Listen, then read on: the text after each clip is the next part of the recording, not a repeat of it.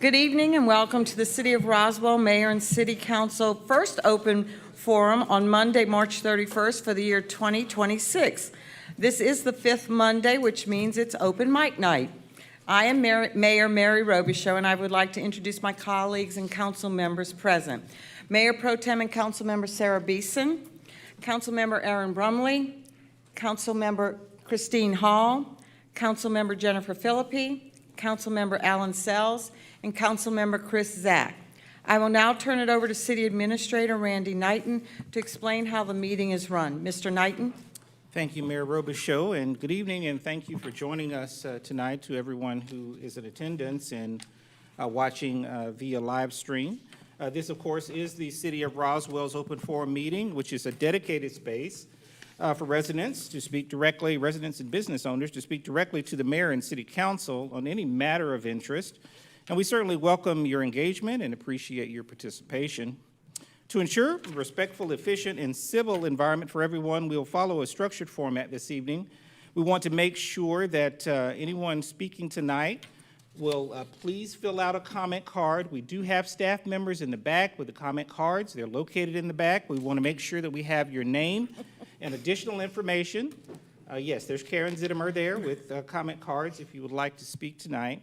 Wanted to ensure an accurate record of the meeting and your name and additional relevant information. Excuse me. Each speaker will be given up to 5 minutes total to speak, which may cover one or several topics. Time may not be transferred or donated to another speaker, and everyone wishing to speak must do so during that allotted time. The city clerk will call speakers to the podium. And during your 5-minute comment period, we ask that you would direct your comments to the mayor and council who are seated on the dais. The mayor and council in these meetings simply do not engage in questions at this time to ensure fairness and accuracy and to ensure that every speaker is heard without interruption.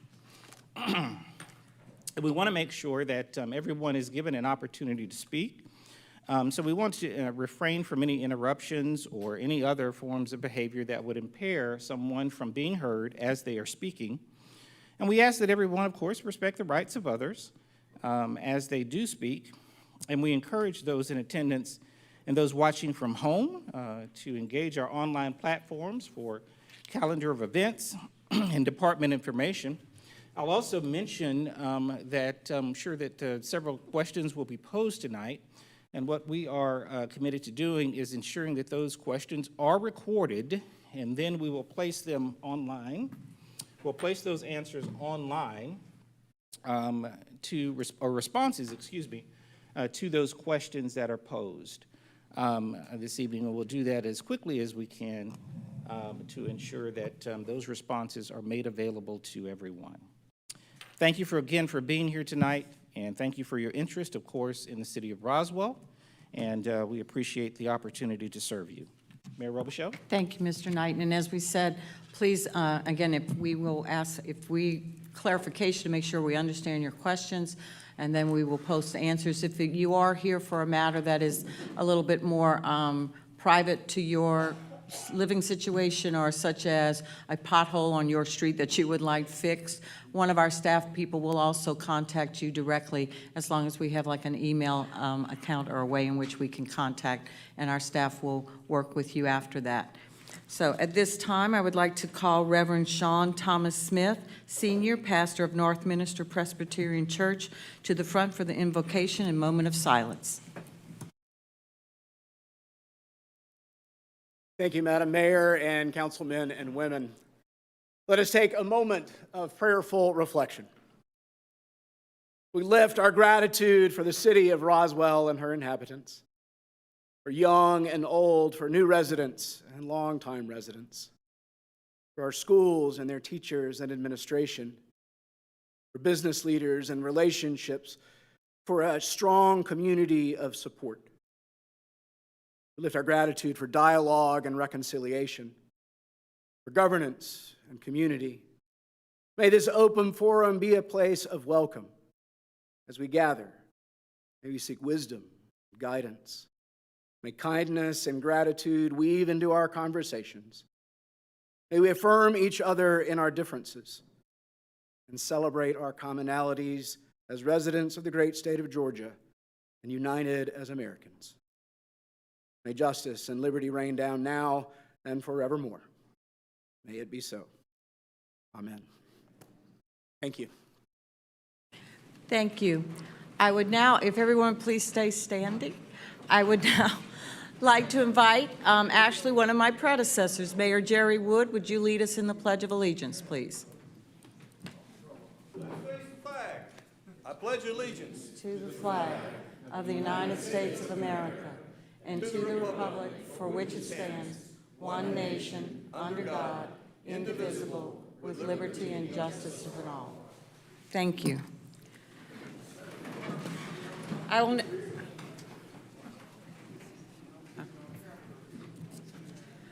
will now open the meeting for public comment. City Clerk Nancy Long, how many speakers do we have for public comment tonight? Mayor, at this point, we have 29 public speakers. Okay. Please call the first speaker. Janet Russell.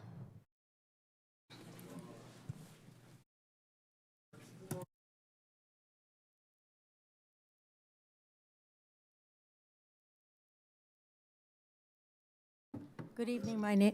Can you hear me? Yep. Good evening. This month marks 53 years I've been coming to City Council because I believe you have a government of the people, by the people, for the people who actually show up. Some good news, MARTA, the number 85 bus route, which starts at North Springs MARTA Station, comes down Dunwoody Place, comes all the way down Highway 9, turns right on Mansell to the parking right lot, is changing the route. When it gets to Holcomb Bridge, where Chick-fil-A is, instead of continuing straight, it will make a left onto Crossville and make a right on Mansell. It will now have a stop for the Kroger going that way and a stop for Aldi's if you're coming back.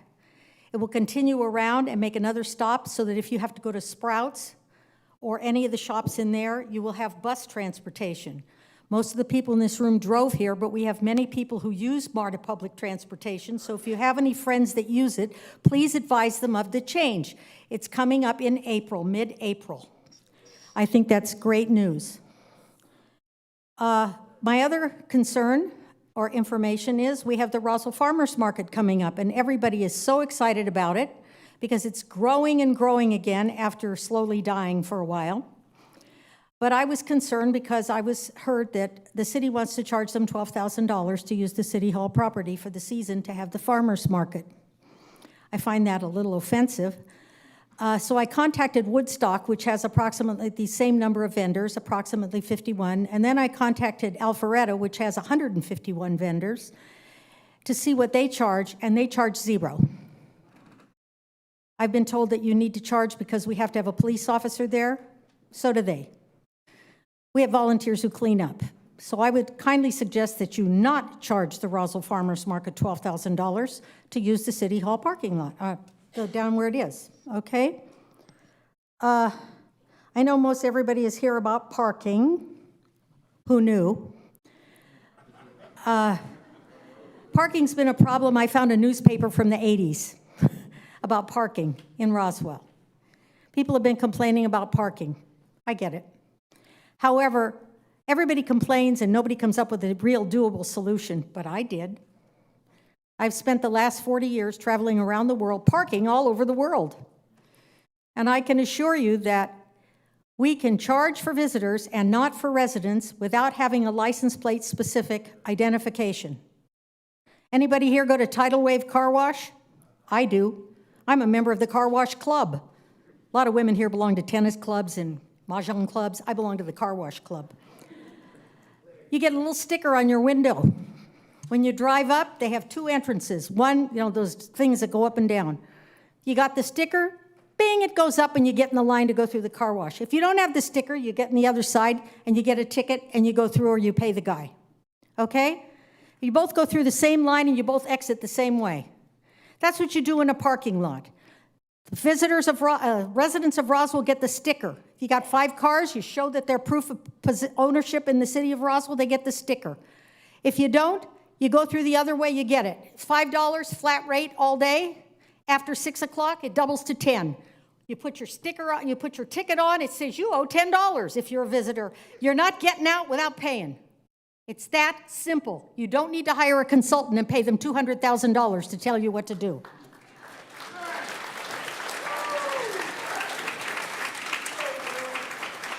It works all over the world. It works in Sandy Springs. They have signs that say parking may be free, but not until you sign in. And the first 2 hours are free on the streets, everywhere. And then you pay incrementally, but it's much more than a flat rate of $5. Starts at 8, goes to 10, maximum I think is 15 or 18. Okay? If you start charging at this city hall, that means people that attend concerts on the Hill are going to pay to park.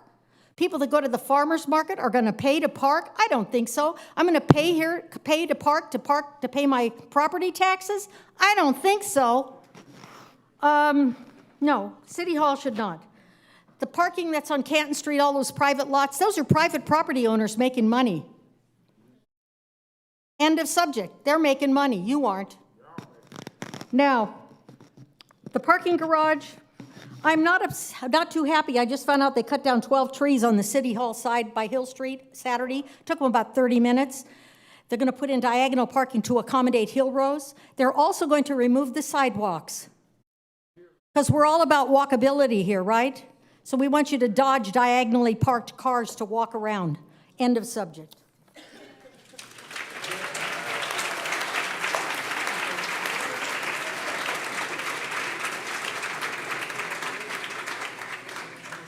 City Clerk Long, next speaker. Richard Arena.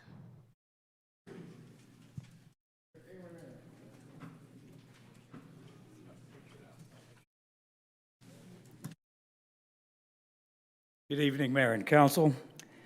I am Richard Arena, a 52-year resident of Roswell and a former Transportation Advisory Commission member. I rise to advocate for the adoption of a policy that, when implemented, will bring the city of Roswell into conformance with its paramount constitutional duty. 8 years ago, Amazon canceled plans to locate a second headquarters in Metro Atlanta because of traffic congestion, mostly in the suburbs. It was in this time frame that Roswell and other Northern Arc cities formally signed on to an ARC North Fulton CID plan, presumably in response to the issue. The plan called for Metro Atlanta municipalities to facilitate the use of their local collectors effectively as intra-regional highways. Thus, pass-through traffic was prioritized over the safety and comfort of residents living along those collectors. While it goes without saying that traffic flow is necessary to daily life and commerce in this day and time, as a nation of laws, it should also go without saying that how that need is addressed must be exercised within constitutional parameters. Article 1, Section 1, Paragraph 2 of the Georgia Bill of Rights establishes protection to person, which is singular, and property as government's paramount duty. That means safety comes first, and it cannot rightfully be diminished by any other government responsibility. When Roswell agreed to have its local collectors running through residential areas become part of an intra-regional highway network, these roads should have been modified to protect residents from the added risks and discomforts accompanying the anticipated increase in traffic flow. The opposite happened. They were widened and striped to look like what they have become, highways. RDOT is on record in Transportation Advisory Commission meetings stating these roads are designed for speeds 10 miles an hour above the posted limit.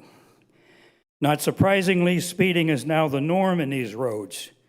In the area where I live, large groups of children walk home from school mere inches from vehicles traveling at speeds that virtually guarantee a fatality should a youngster inadvertently or in playful exuberance step from the curb. If this council is truly committed to the elimination of dangerous speeding in Roswell's residential zones, the most effective place to start is within local roads that have higher volumes of pass-through traffic. That's because that's where the greatest number of pass-through drivers are, and therefore can be reached with a message that speeding in Roswell's residential areas is neither comfortable nor tolerated. These roads can be cost-effectively and relatively quickly reconfigured so that the comfort speed for drivers is also safe and comfortable for pedestrians, cyclists, and children walking to and from school, as well as for area residents when they go to their mailbox, pull out of their driveway, or from a connecting neighborhood. Methods for cost-effectively achieving this result are widely known and employed. For example, mid-lock refuge islands that narrow roadways are a proven method for slowing traffic and adding a layer of safety for pedestrians, all while maintaining uninterrupted traffic flow without the teeth-rattling thump-thump of speed bumps. For these reasons, I urgently call upon you to honor your solemn oath to support and defend the Constitution of Georgia and implement measures that will protect your constituents residing along local roads that have been transformed into cross-jurisdictional highways. Thank you.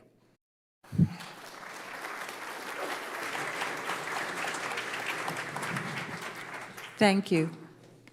Clerk Long? Sir, I'm sorry. please, sir.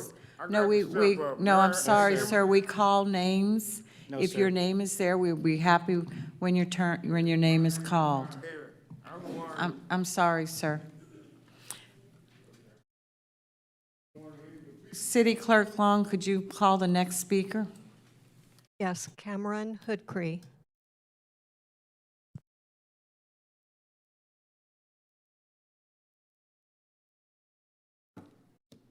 Good evening. My name is Cameron Hoodcree. I am a lifelong Roswell resident, and I am here to speak about a lifelong Roswell resident of 25 years, and I am here to speak about the future of transportation in our city. Over the past decade, the city has made meaningful progress in improving walkability through sidewalks and multi-use trails. Those investments matter, and they've helped make Roswell a better place to live. But walkability doesn't only include building sidewalks and bike lanes. It also depends on reliable public transportation. Today, many residents still lack practical alternatives to driving. I encourage the city to prioritize expanding the current bus service, especially along busy corridors like Highway 92. Even the modest improvements in frequency, reliability, and coverage can make a real difference in people's daily lives.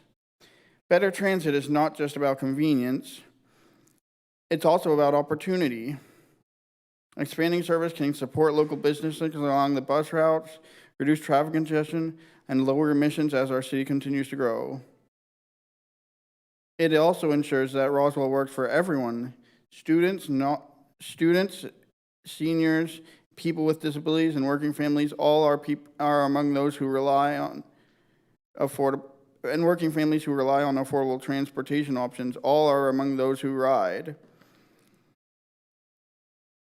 Please consider working in partnership with the state legislature, Fulton County government, and Metropolitan Atlanta Rapid Transit Authority, as well as neighboring cities and counties, to make meaningful improvements to our transit service in our city in North Fulton. As Roswell grows, we have a choice. We can continue to rely solely on cars and sit in traffic, or we can build a more connected, accessible city for everyone. Thank you for your time, but I have a few more things to say.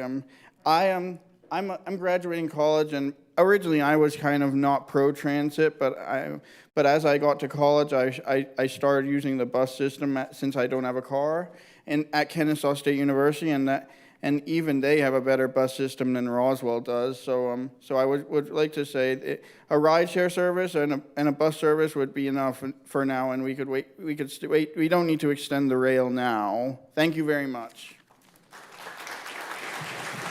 Thank you.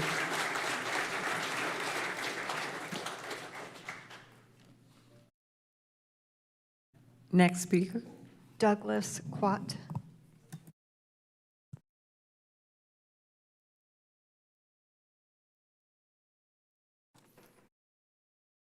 Good evening, Mayor and Council. My name is Douglas Quat. I have been a resident of Roswell since 1997, and I'm here tonight because, like a lot of the previous speakers, I thought I was going to go last, so like a lot of the speakers that are here tonight, I'm angry. I'm not angry at you guys, but I'm angry that we have to have this debate over parking. I blame our previous mayor and his highly paid consultants for putting us in this terrible predicament. Politics aside, though, they promised us that if we voted for the $20 million referendum, they would give us free parking for Roswell residents. We approved that. We took them at their word, but now we know that the $20 million that we approved isn't nearly enough to cover construction costs and operating expenses every year. So I want to thank this administration for having the gumption to bring the correct and accurate information before the public. We know you didn't create this mess, but I, for one, appreciate the fact that you're addressing it head on and that you're trying to come up with the best solution for the city. And yet, we still want free parking. But if that's not feasible, we are going to have to compromise. You know, it's been said that in a true compromise, not everybody gets whatever they want, but everybody gets enough to move forward. So as we try to move forward, there are a few things that I want to leave here with the crowd and with you tonight. And the first is, I hope we can keep our debate as we go over the next few months civil. Now, we just tossed out the mayor and 3 members of the council because we didn't like the way Roswell was being run. So what I'm saying here tonight is let's give this new administration a chance to do what we elected you to do. I'm urging people, don't shoot the messenger. It's okay to be critical and to have some concerns and not agree, but don't shoot them because they're listening and they're trying to do the best they can. I also think we need to just kind of calm down a little bit. I know this is emotional, but I know we have a pilot project that's going to be starting when the garage opens, and I think it's really important that we let this pilot project play out. Once we have some hard facts and real numbers, then we can make some decisions based on that, not based on estimated numbers and what some people thought would be politically expedient. And finally, let's not lose sight of the big picture. This is a good thing. We're getting a new garage. We're getting 375 parking spaces. And that's a positive, but let's not let this positive be overshadowed by some of the discord that we know is going to occur and some of the maybe disinformation that might be out there. Regardless of how this is resolved, we need to promote this as a vital resource for the city, for the local businesses, and for the community at large. Now, I know we all want free parking. I certainly do. I'm wearing the sticker. But I have to say that if it turns out that free parking for Roswell residents isn't feasible, I won't mind shelling out a few dollars to park in a municipal garage when my wife and I come downtown to go out for the evening. I still think that's a much better alternative than paying at least $10 to park in a private lot or driving around in circles, around and around trying to find a place to park, or especially going to Alpharetta or Woodstock instead of doing our business here in Roswell. Thank you. Thank you. Next speaker. Patsy Van Pelt.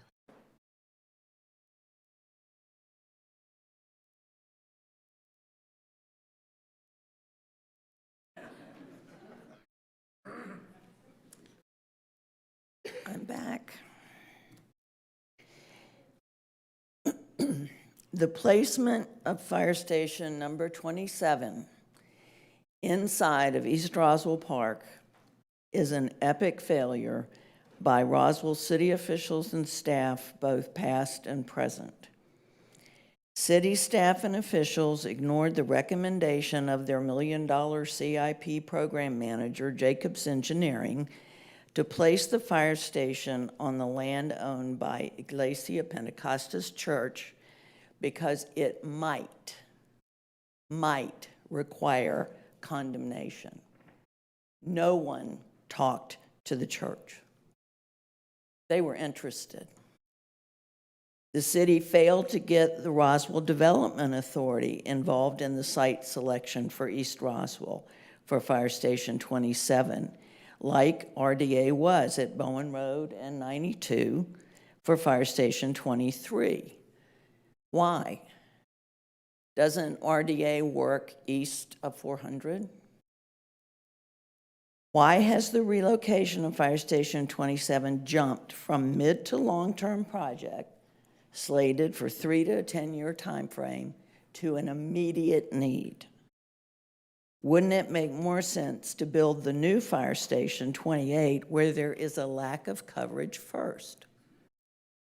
Why are city and fire officials willing to put a fire station on a residential road that is narrower in width than the length of a fire engine, a site with access to only one street, a road that has no unobstructed secondary routes, and where the engine lights will shine directly into residents' homes at a distance of less than 30 feet on the 3.4 times per day that the engines are called out? And why is everyone suddenly talking about saving lives when the East Roswell Park site still fails to meet the gold standard of 4 minutes, even with traffic preemption projections? And why is there no analysis showing what the potential cost would be if construction was delayed by a year to a year and a half to find a more suitable and safe site? We've already waited 3 years to meet this urgent need to save lives. How did the city fail to understand that there was no way that $52 million in bonds would pay for a new public safety headquarters, full-time fire staffing with new training programs, equipment and apparatus replacement, traffic preemption, the replacement and relocation of 4 stations, and the addition of 1 new station? But most of all, why have you all failed to raise your hand and say, no, we cannot accept a bad decision just to save money? Because that is what the selection of this site was all about. Not saving lives or travel time, but saving money. I honestly believe that somebody said, uh-oh, we're running out of money. Let's put it in the park so we don't have to pay for the land. East Roswell Park is not a safe site for a fire station. It is not a suitable site for a fire station. It is the worst site of the 3 that were presented. I am no longer surprised that this park gets decimated once again. A couple acres here, a couple acres there. It has always been the redheaded stepchild of the Roswell City Park system. And sadly, I'm not surprised that not one person elected to office raised their hand to protest the loss of parkland when this site was first proposed. But this issue goes beyond just the loss of parkland. You are making Fouch Road and our neighborhoods on that road less safe and still not solving the original problem of travel time. You still have time to acknowledge that a huge mistake has been made and you can correct it. Leadership is not about pointing to the past as the problem. It's about putting your hand up and saying, this is not right, and we are going to fix it. That's why you were elected. Thank you.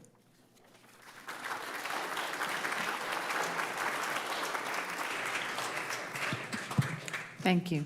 Next speaker. Renee Zweigel.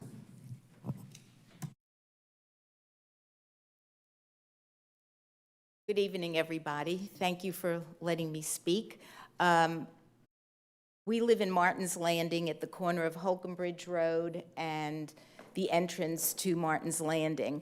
Over the past few months, Sawney has been coming in, taking down trees from the entrance to Martin's Landing going west towards 400. Both my husband and myself have been out there talking to different people, and they said, oh, they have lots of permission. They also have a right-of-way. The noise level, they just came in and literally bulldozed 50 years of trees. We've been living in the same house for 48 years, so we can tell you the difference in the sound and actually the quality of life. The pollution, all the trees were bulldozed. They were not, going back 1 second, some people here at the City of Roswell, Dan Weasel and Miss Caroline, were very helpful. They expressed that if I needed to come here and speak, I should, as well as our HOA. However, Sawney says, Roswell says, HOA says, Roswell says. Roswell says, HOA says that they had permission to take down 3 trees.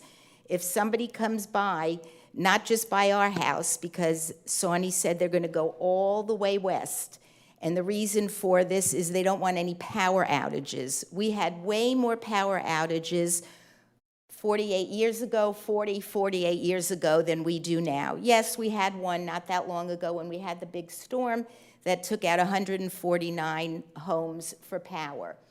What we are asking for is to please put up some kind of barrier, some kind of fence to all along from the entrance to Martin's Landing going west. And they're not quite done bulldozing, according to Sawney.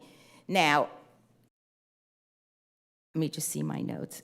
Our HOA says they gave permission for 3 trees to go down.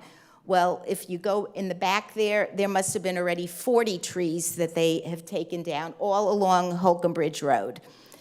So, according to our HOA, on a meeting last Tuesday evening on Zoom, they claim that Roswell is planning to put in another sidewalk.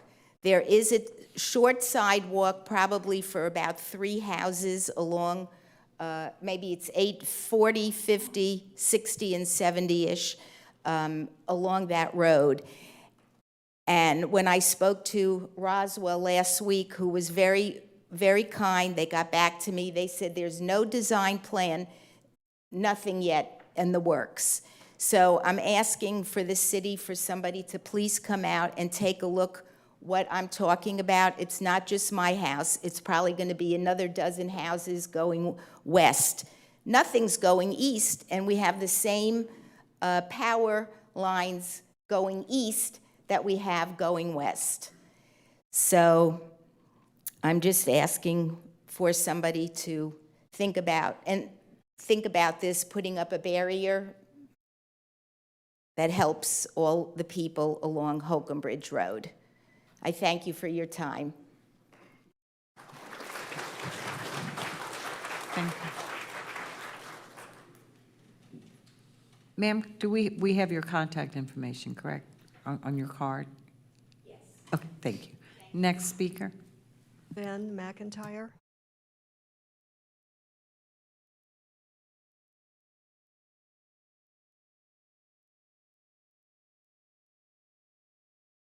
Good evening, Council and Mayor Robichaud.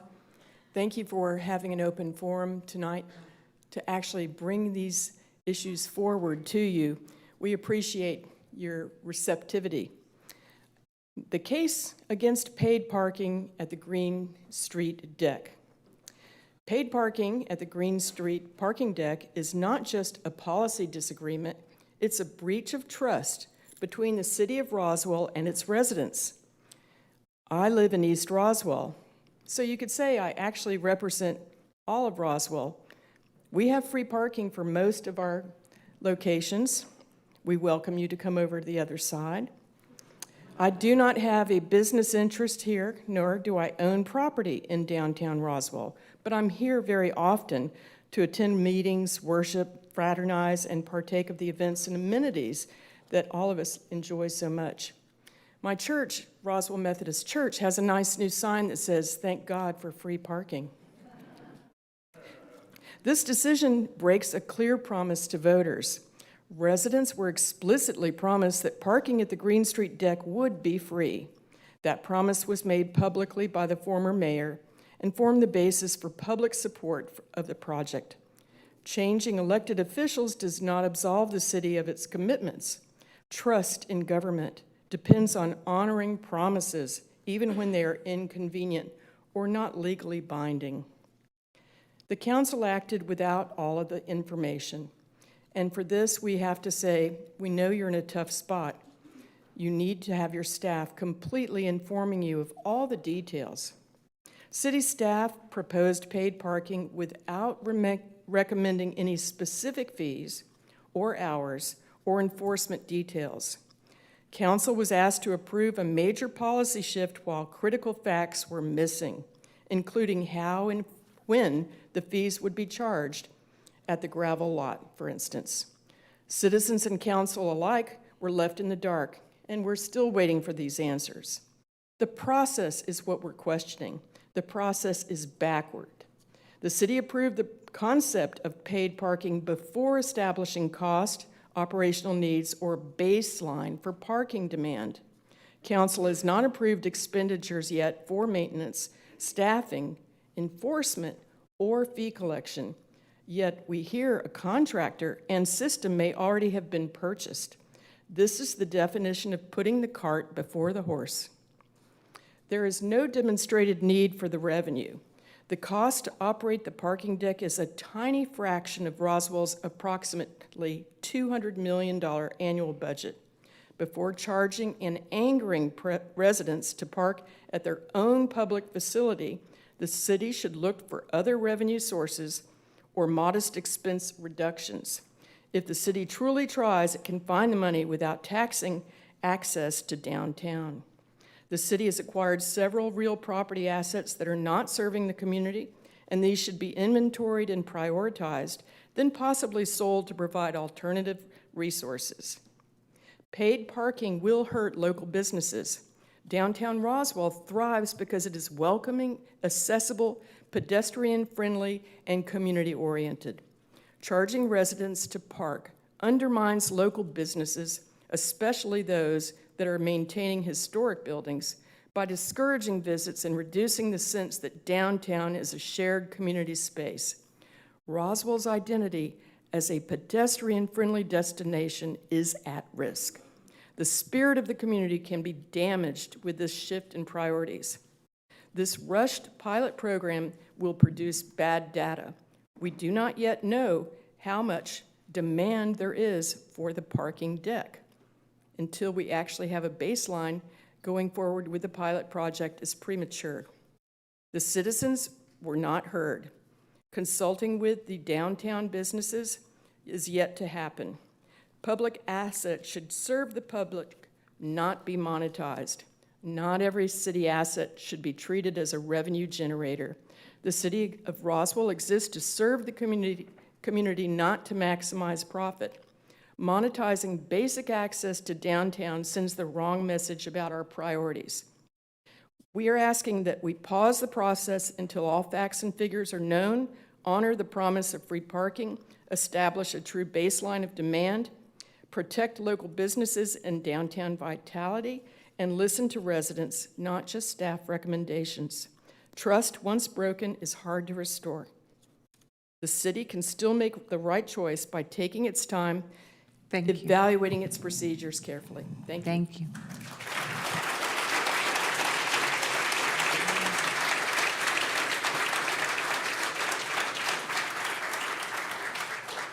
Next speaker. Mary Barwick.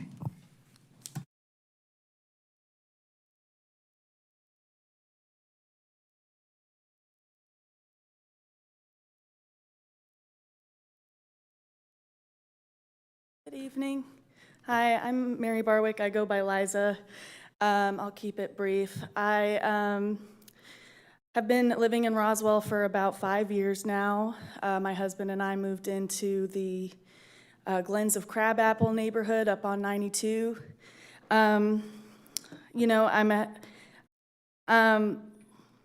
a voter. I vote in every single election, including the primaries. I do my research. I voted for several of y'all sitting up there because I believed that you would do right by your constituents. And part of that was holding the promise of free parking in downtown. I voted for the free parking. I was so excited, you know, because downtown Roswell has a parking problem. You know, my family, they live in Lilburn. They have to drive all the way over here. And they don't want to come visit me in downtown because there's nowhere to park. And, you know, sometimes when I want to go out and, with my husband on the town, you know, we make a decision to go elsewhere other than downtown. Instead of patronizing those businesses, you know, we take our business to Woodstock and Alpharetta because they do have free parking. Both of those cities have a free parking deck. If they can do it, why can't we? Again, I'm a voter, vote in every election, and, you know, I won't forget, and I'll hold y'all to it, and hopefully we'll be feeling confident for voting y'all back in your seats come next cycle. Thank you so much for your time. Thank you. Next speaker. Stephen Zweigel.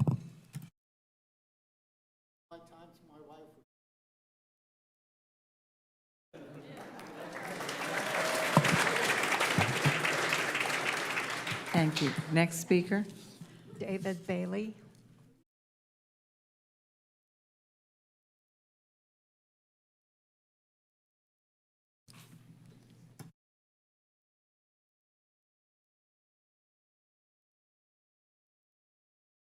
Hi, I'm David Bailey. I own Naylor Hall and Canton Street, and I think everybody would like free parking, but I get the impression that the council and the mayor and whoever feel like we just don't understand.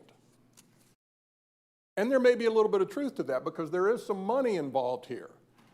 However, what I would like to suggest is that maybe we could do something besides just increasing revenues. For example, we might actually think about reducing expenses. Just a thought. But we always seem to have to increase revenue to fill the budget holes that have been created by spending too much money. And I'm here to tell you I've got a solution.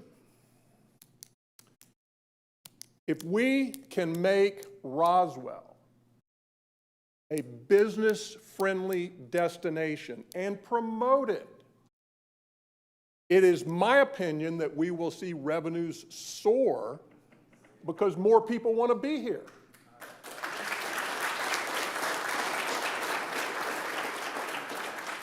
In that same vein, I would also suggest that Roswell's business-friendly reputation is not very good.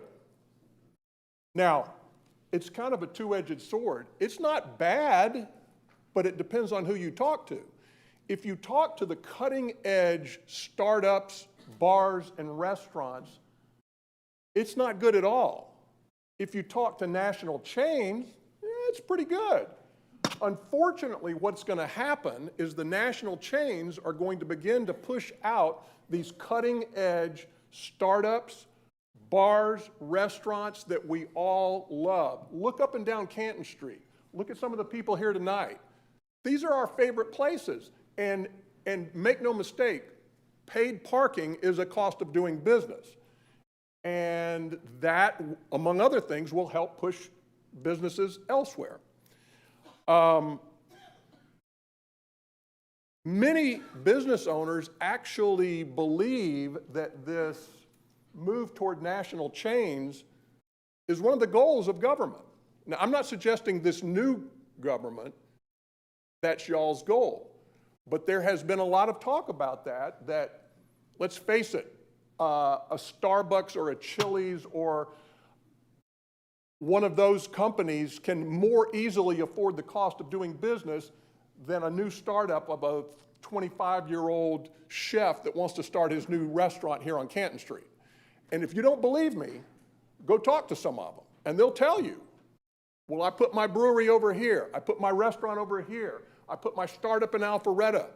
They'll tell you that if you talk to them. Last thing I would suggest that I'm very disappointed in is communication. My wife built Naylor Hall and ran it for over 30 years. We've owned it, the property and the business, for 17 years. We own 2 acres on Canton Street and Green Street. I can count on one hand the times I have been contacted by government for my opinion. Now, I don't think I have got all the answers, but I've been around probably longer than almost any business in Roswell. And nobody cares.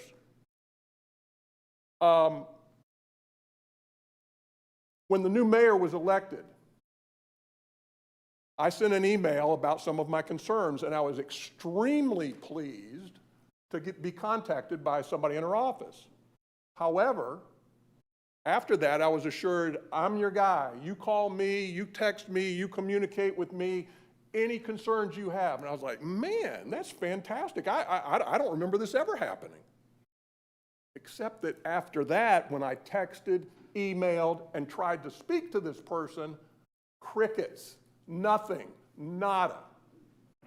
So it all sounded really good, and I got one call. And after that, nothing. Now, I know y'all are busy, but so am I. Thank you.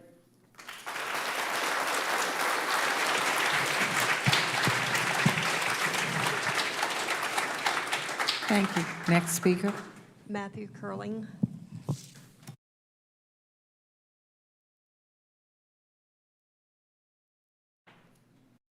Mayor and Council, how are you guys?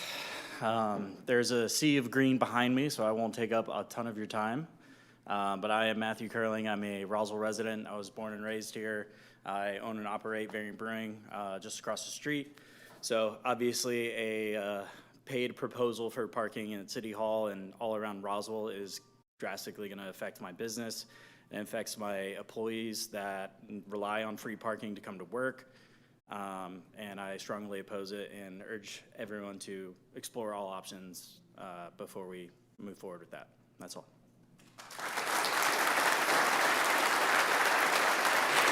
Thank you. Next speaker. Brian Longacre.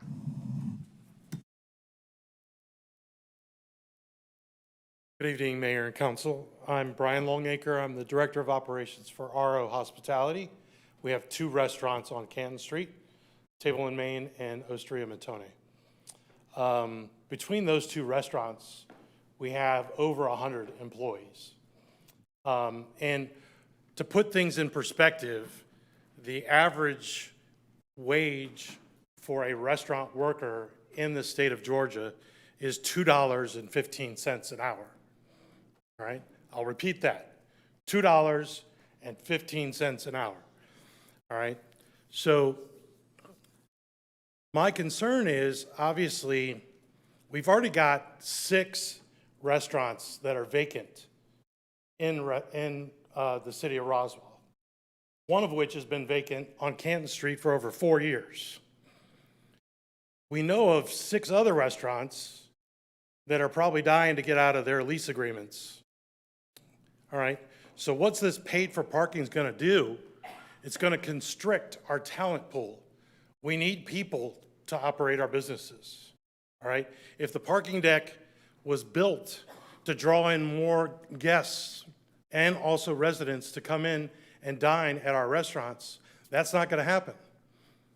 If a person making that amount of money has to give up 10% of their wages to come and work for us in Roswell, it's going to be an easy decision for them to go to Alpharetta, Johns Creek, or Sandy Springs and make the same amount of money without having to pay for parking. Does all that make sense? I think there's an answer, there's a solution for this. But once again, we've got to look deeper at the impact of your decision, because you can't say that Roswell is a great place to do business. It's a beautiful city, but if this happens, it's going to change the landscape of the hospitality industry in Roswell. Thank you.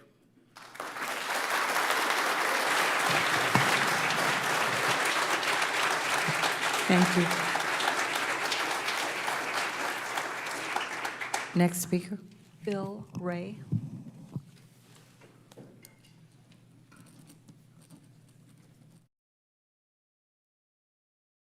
Hello, Bill Ray, 470 Shelley Lane, Roswell Place neighborhood. Spoken to y'all before. Let's rewind the tape. But let's start with the vitality of Canton Street, along with our park systems, are the definition of Roswell. Parking's not a new topic, but it's rapidly accelerating. The last couple of years have been at light speed versus what it's been before. The parking as a revenue source, to my knowledge, started in the 2024 budget. And the plan was put together to monetize all the available city-owned property into parking. And $2.2 million was put into the revenue budget for that. So the money was supposed to be made.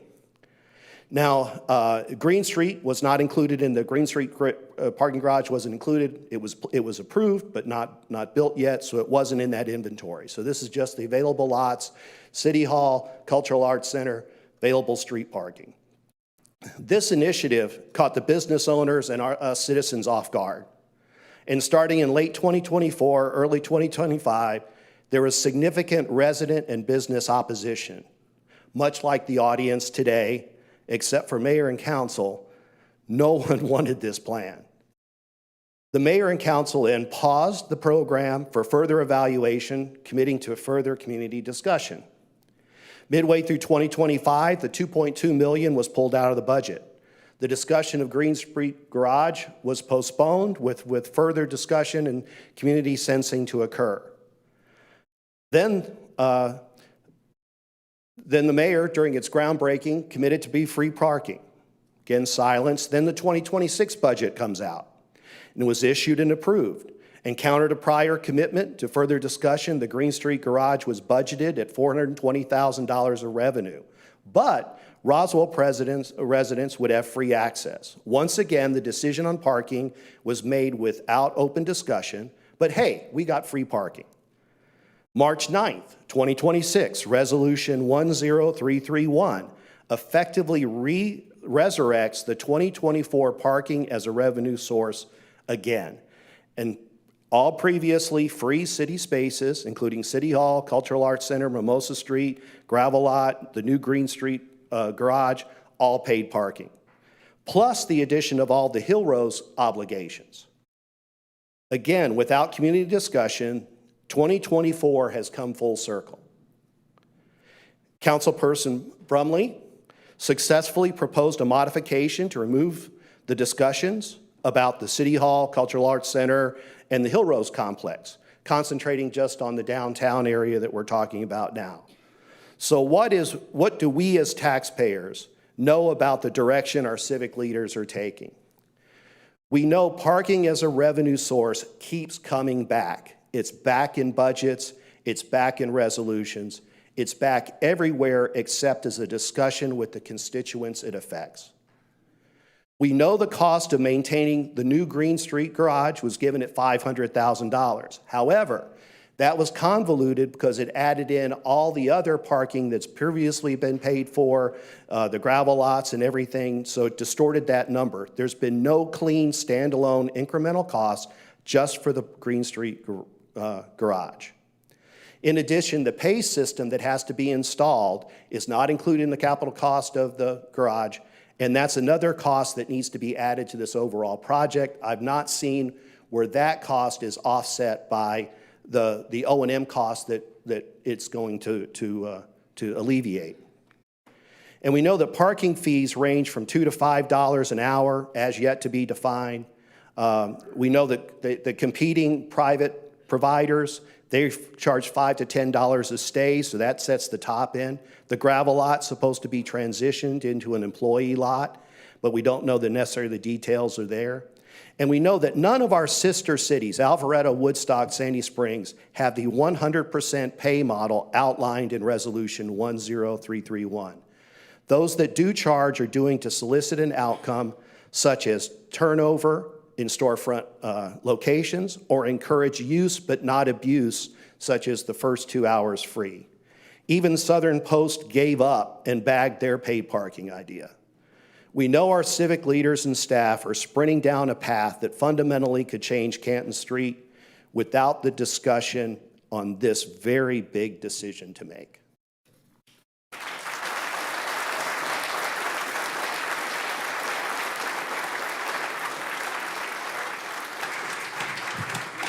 Thank you. Next speaker.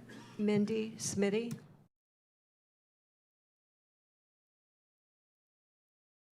Good evening. For the record, that's Mindy Smith. I think Mr. Wood misspelled my name inadvertently when he sent in the list to you. Good afternoon, council members and mayor. I'm a local lawyer, a trial lawyer, and a resident of Roswell, and I'm also a patron of many of the established on Canton Street, which I enjoy and where I'm proud to say that I've made many friends and spent quite some time over the years. As a trial lawyer, it's usually my job to ask the tough questions that make a witness squirm. Well, the questions I'm going to ask you tonight aren't really tough, and I really don't want to make you squirm.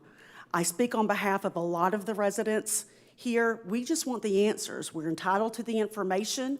We want transparency. It is a hallmark of government to provide transparency to citizens, and that's what we're asking for here. So I'm going to ask some questions. It's also my understanding that the questions are not going to be answered this evening, but that you're going to record them and that they are going to be posted on the website, and we expect to see them and get the information very soon. So here are the questions. Regarding the Green Street deck with 395 spaces, what has it cost the citizens of Roswell to purchase the land for the Green Street deck? We really want to know the exact numbers. What was the total cost to build the Green Street deck?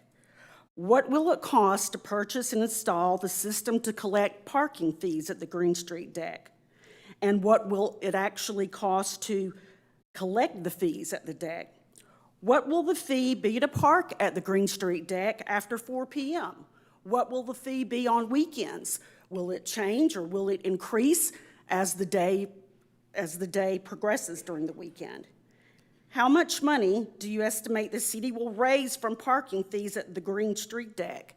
And have you considered other revenue streams and sources to cover the maintenance of the parking deck?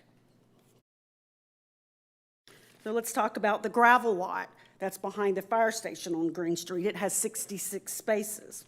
Okay, what does it cost to lease the gravel lot? What does it cost to currently cost to maintain and operate the gravel lot? Do you know? How many cars and what days and hours do cars park at the gravel lot? Why should Roswell taxpayers and residents have to pay for parking when employees get the parking for free? How will the city ID employees of Canton Street businesses allowed to park at the gravel lot? Have you considered a parking tag or some sort of identification for local residents to maybe exempt them from parking? How will the city allocate employee parking, given that the gravel lot only accommodates 66 cars and the number of employees we know is many times that and growing as the businesses grow in this area? So right now there's free parking at 108 spaces on West Alley and City Hall. So why is there free parking closer in and you're contemplating making the Green Street deck, which is actually further out, paid parking? Another question, have you studied the city parking fees in other cities? Alpharetta, Sandy Springs, Woodstock parking decks, Alpharetta parking decks, there's no charge. The Southern Post parking deck, there's no charge. The Woodstock parking deck, there's no charge. The Sandy Springs parking deck, there's no charge for the first 2 hours. Hours 2 through 3 are $4 per hour, and hours 3, 4, and beyond are $6. And then Hagen a lot, there's 100 spaces. Parking after 5 p.m. is $5, and on Saturday and Sunday, that's $10. Have you considered the entire area and the parking when you're considering what, if anything, should be charged on Green Street? And again, the question is, why can't you have free parking? As one other commenter said, the city has revenue streams that would certainly cover the maintenance. Regarding the Green Street deck, regarding the pilot program, what is the rush to pass a pilot program before you provide the residents and citizens of Roswell the answers to these questions? If the city can't wait, and if that's your position, then why haven't you brought forward a resolution to set prices and allow this to be voted on? We expect the answers to be posted at roswell.gov.com with the pertinent links to the document that supports these responses. Thank you.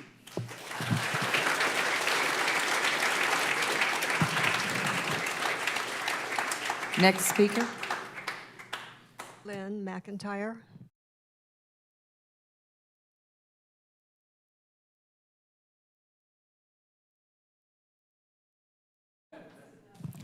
Sir. Next speaker. Gary Wood. Mayor Wood, hello. Thank you for changing the policy to allow businesses to speak. I think that's a great beginning.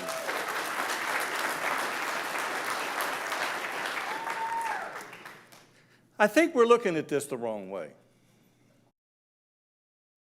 The Canton Street, we've been looking at it as a business district. It's much more than a business district. It's the heart of Roswell. It's just as much important a civic asset as the Chattahoochee River. The historic districts, the rest of our parks. I submit to you that Canton Street should be treated like a park, not just a business district.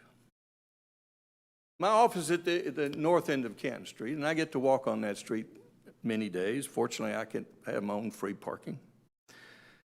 I ask people all the time. I see more people walking down Canton Street than I ever see on the Chattahoochee River Walk, or I ever see at Lita Thompson Park. Look at this Canton Street and what it really is. It's not just a business district. It's the heart of Roswell. It's a park, and we should treat it like a park.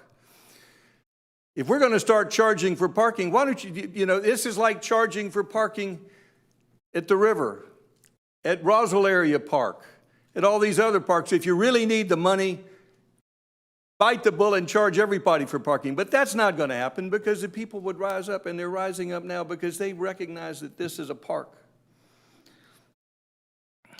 I've spoken to a lot of the people on Canton Street. I'm still a little political. I like to talk to people. Most of the people walking up down the street have their dogs. They're not going to a restaurant when they're walking their dog.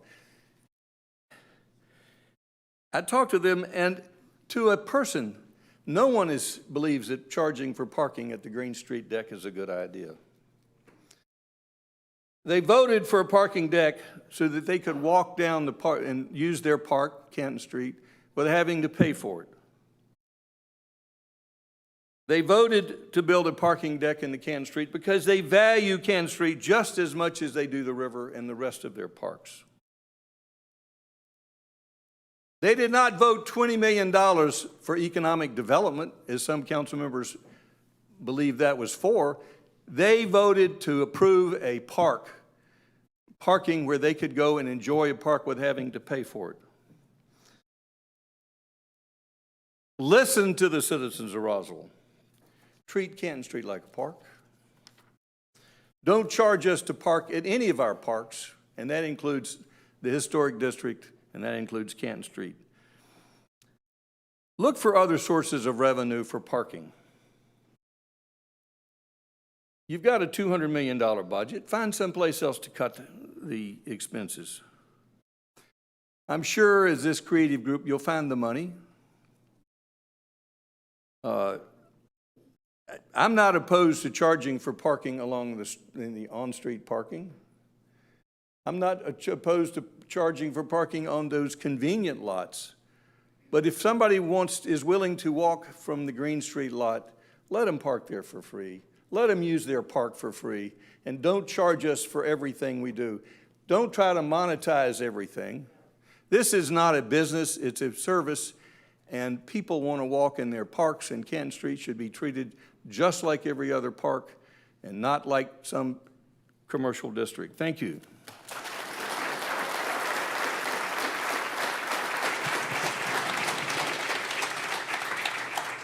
Thank you. Next speaker. Brian Pernice.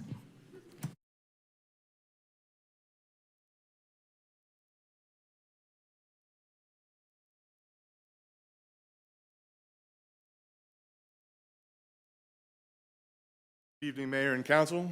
Thank you again for providing this opportunity and a forum for us to discuss this matter. I've been looking forward to this. I bought a new parking shirt for the occasion.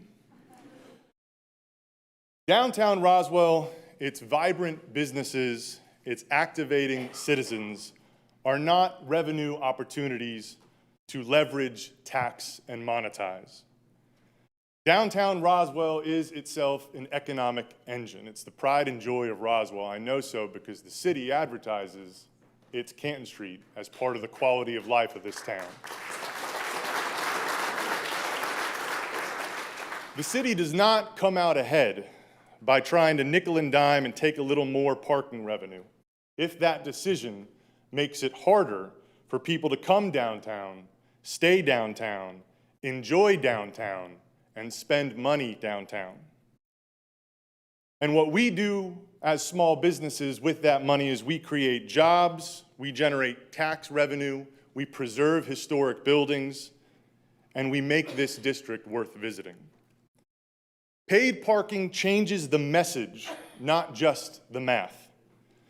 The moment people feel nickel and dimed for choosing Roswell, we introduce friction into an experience that is supposed to feel welcoming, easy, and repeatable.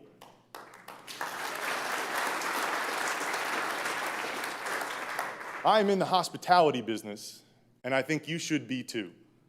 And when we charge for parking, we do not send that message. Roswell businesses compete every day with other downtowns. Alpharetta, Woodstock, and others are options in the consumer's mind. And everyone knows that they've figured out how to offer free parking. Roswell adding a parking charge makes Roswell less competitive at the exact moment we should be celebrating that we finally got this right. But true to form, Roswell continues to get in its own way. Charging Canton Street employees to park is the wrong burden for the city to place on the wrong people.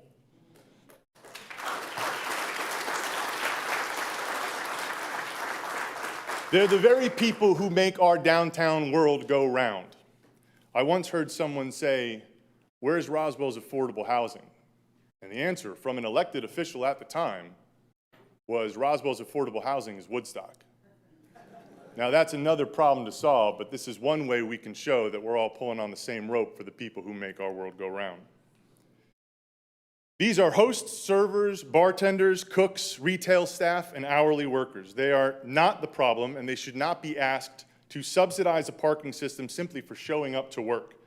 And no, imposing a fee structure on the Green Street gravel lot is not a sufficient solution. That lot has, by the city's own accounting, 66 spots, and we've already understood there are far more employees on the businesses on Canton Street. City Hall frames this issue, the parking issue, in terms of staff recommendations and fee schedules and bond obligations and revenue potential. Small business owners and our employees phrase it in livelihoods and in paychecks. We think about whether guests will come less often, whether staff feels squeezed, whether sales soften, and whether another avoidable obstacle gets placed in an already fragile ecosystem. I want specifically to speak to the criticism that people who don't frequent Canton Street shouldn't have to pay via their taxes to support free parking here. That's the wrong framework. Because public infrastructure is not judged solely by whether every taxpayer uses every asset equally or personally. I may never use a park in East Roswell, and my kids won't go to school in East Roswell, and a fire engine from East Roswell may not come to my home to put out a fire. But I still support my taxes paying for those things because that's what a community does. It invests in shared assets that strengthen the city as a whole. All boats rise with the tide. A downtown parking deck should be viewed the same way, as public infrastructure that supports jobs, commerce, taxes, and the overall health of Roswell. So again, when government sees parking spaces, it sees inventory, an asset to leverage, a staff note on a spreadsheet. When small businesses and our employees look at parking, we see access, opportunity, and a paycheck. Free proximate parking is oxygen to businesses and our employees' livelihoods. Keep downtown Roswell parking free.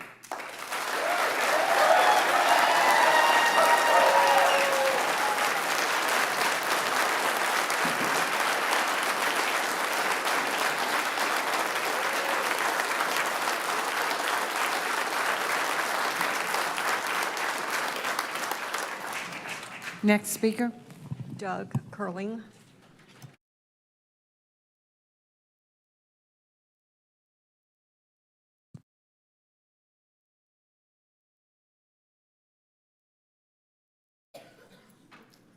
Good evening, Mayor and Council. My name is Doug Curling. I'm a 37 or 38-year Roswell resident. My family owns a number of properties here, commercial and residential, and we also own a number of businesses. You've heard one of my kids talk today.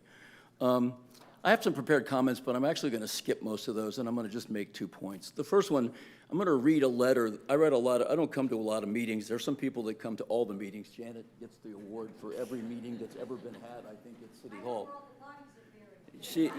But I have a deep file on parking, that's for sure. And so I think part of the reason I was invited to speak tonight was because I have a deep file on parking. And I'm going to read from a letter I wrote to the mayor and council following an election similar time to this a decade ago.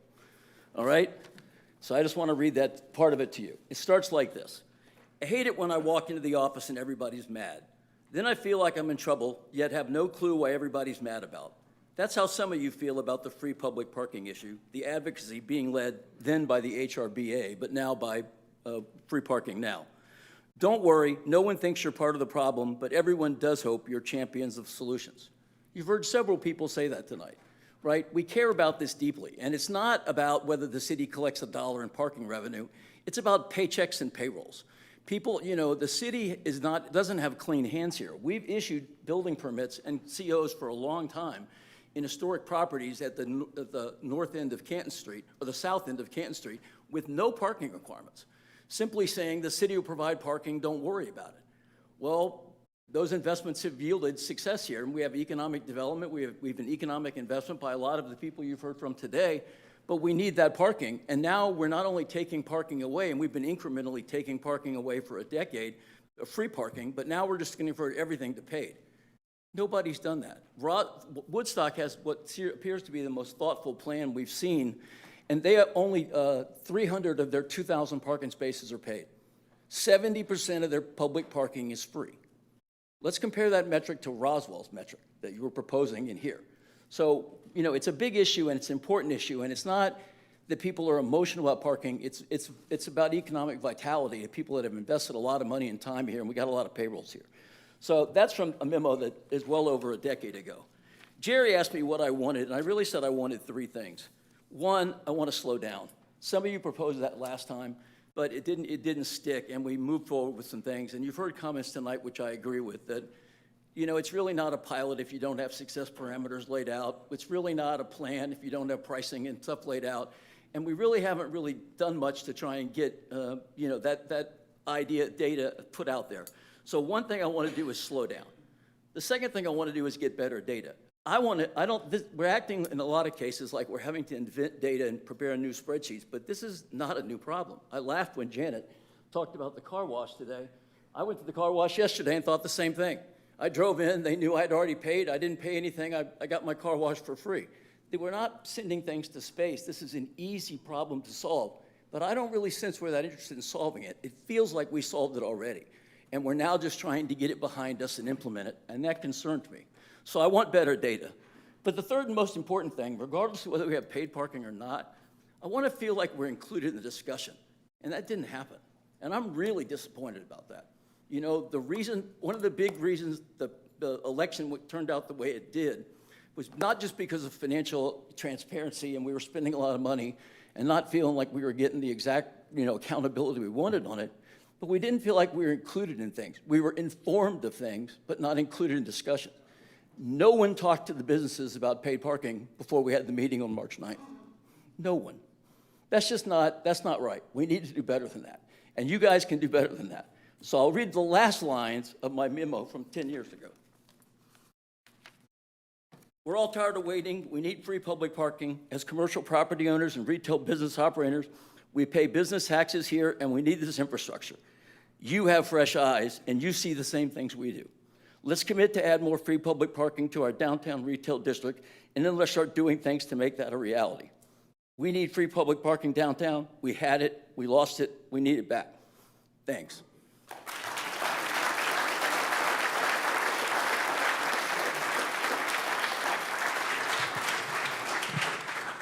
Thank you. Next speaker. Daryl O'Hare.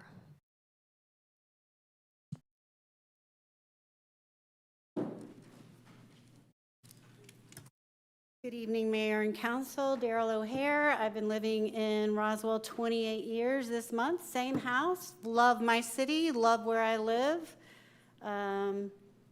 Wish I could say I love being here tonight. On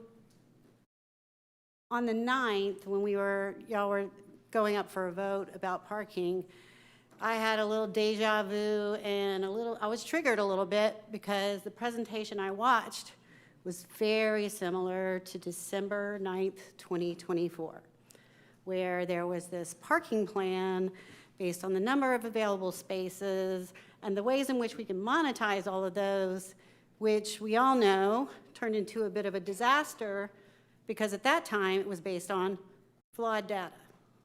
And the same presentation that I saw this month looked almost the same as what I saw in December of 2024. And we already had a speaker go through sort of what that process looked like for many of us. Now, I attend City Hall meetings as a citizen. I don't know, it's a hobby, but I've actually enjoyed being part of the process of being here and watching the work that you do. I have a great admiration for anybody who signs up for public service. So being here and frustrated tonight, for me, is more, I feel like the Hill Street, and I'm gonna call it Hill Street because that's what it was called back then, Hill Street project came up on the agenda throughout the year over and over again and was tabled and passed on forward.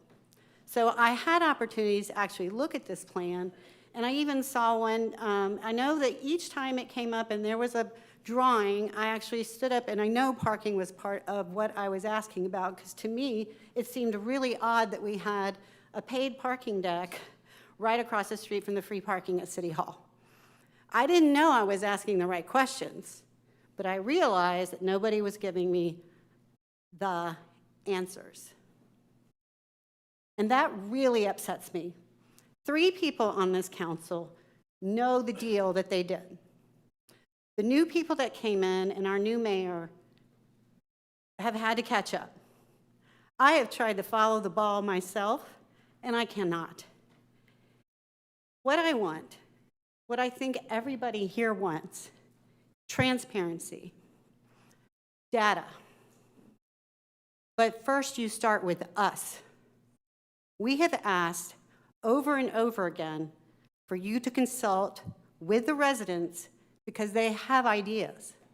I have suggested that we should follow something that the city of Atlanta, believe it or not, they do a better job than we do. Sundays you can park for free, and there is a resident pass for people inside the city for $20 a year.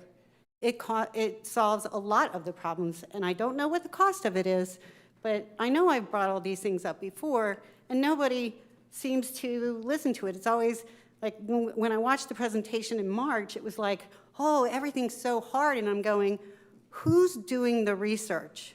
Where is the data coming from? And why haven't we had enough pushback? Sorry to say, from the 3 that were there, why wasn't there pushback or questions or answers, or even coming up to somebody like myself who does ask you the questions and give me an explanation for it? I don't know the reason for that, but I do hope that the new mayor and council will be able to find a way to make sacred City Hall parking. That's our space. Cultural Arts Center, we have a history museum up on the 2nd floor. We have all of those programs with youth coming in. There is a bridge from the Cultural Arts Center to the City Hall parking. We have a farmer's market that I want to continue coming to and supporting, but I do not want to have to figure out how to pay my way in or come to this meeting and get a code to be able to, all of these different things need to be taken care of before you decide to do what you're doing.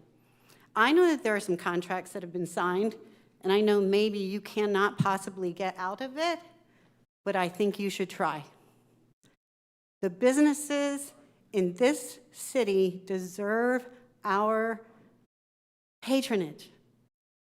They deserve us going to them and being excited about it and using that wonderful new deck without having to pay additional than what we already paid. Thank you very much for your time tonight.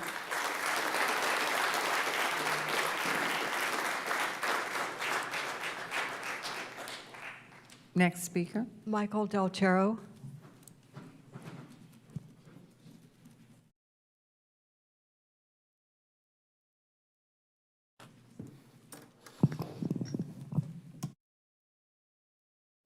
Good evening, Mayor and Council.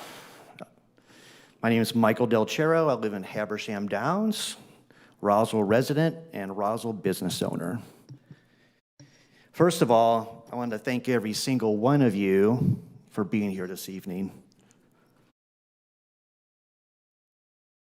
The mayor and council, the majority are in a difficult position. They're hard at work, and a good number came in just 3 months ago. Just a few of the things that I've been able to capture, they have inherited a number of things. Parking, yes, and I'll get to that. There are certain things such as dealing with the aftermath of Mimosa Hall and the clear cutting of trees. Trying to shoulder next steps as it regards to what I feel is an anti-business culture by the previous mayor and council. I alone, my business fees went up more than 500%. There's also the mysterious entertainment and soccer stadium for East Roswell. There's $180 million of bond projects approved. Implementation, I imagine, is massive. There's the move, the fire station in East Roswell. The parking situation, I'll get to. The Hill Rose deals like Hill Rose, which I like to call Hill Street Blues. And Bowen and 92, right next to my neighborhood. What is going on? So the parking situation, let me just kind of touch on the bond itself. One, the messaging for the road show by previous mayor and council was unclear. Many people seemed to believe that the parking was going to be free. Now it's not, or maybe not. The second thing is the budget. $20 million was approved. I remember streaming that meeting. Economic Development Director Daryl Connolly shared some of the information. So possibly $20 million could have been enough, but the previous mayor and council decided to go an extra step and acquire land and the Masonic Lodge unnecessarily. Why? There goes $3 million right there if you're 20. Also, a previous mayor at the groundbreaking talked about free parking. That's a head scratcher. Also, we heard time again that Roswell is going to the parking business. And that also, it seemed like we're going to the real estate business. So to fast forward to more of the present with this hot potato, on March 9th, there was a pilot proposed with a split vote. It's my humble request to please pause this. The pilot is for less than 7 months. That's the operative word, less than. To please take a step back. We can do this. A process reset, engage the businesses further. I also politely demand SEER to come to that meeting, free of charge, and deliver this parking study. I also ask for staff to be there and all of economic development. I certainly would love to see this worked out for free parking. I believe there is a way. There has got to be. And may I finish with don't Atlanta my Roswell. There's a reason why we don't live in Midtown and downtown. Let's get free parking. Thank you.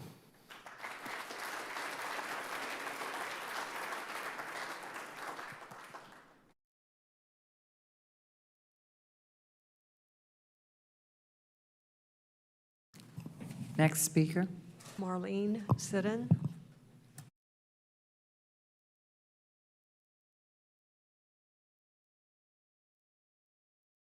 Marlene Siddon.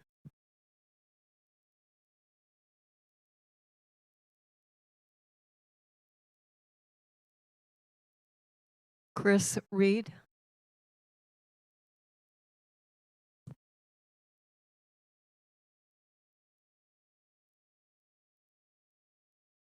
Good evening, Council and Mayor. First off, I'd like to start by saying thank you for hearing my voice, as I'm not a current Roswell resident. I'm not a current Roswell resident, but I have been a former resident of downtown Roswell, and I've been a hospitality employee of the Canton Street area for almost 13 years now, approaching 20, if you add up all the different years I've worked in the Roswell area. A lot of the things I want to say today have already been addressed by people who are more eloquent than I, but in addition to being a waiter, I'm also an improviser, so I'll just say yes and continue on. Paid parking for the employees of the Roswell District is an unnecessary burden upon the employee that can have a sweeping effect across the entire businesses, let alone the tax revenue generated for the city by the food and alcohol sales. I can speak for myself that I sold nearly $250,000 in food and alcohol last year. That should come to about $20,000, give or take, that I've contributed through the work that I do. And there are countless other people. You see all the green in here tonight.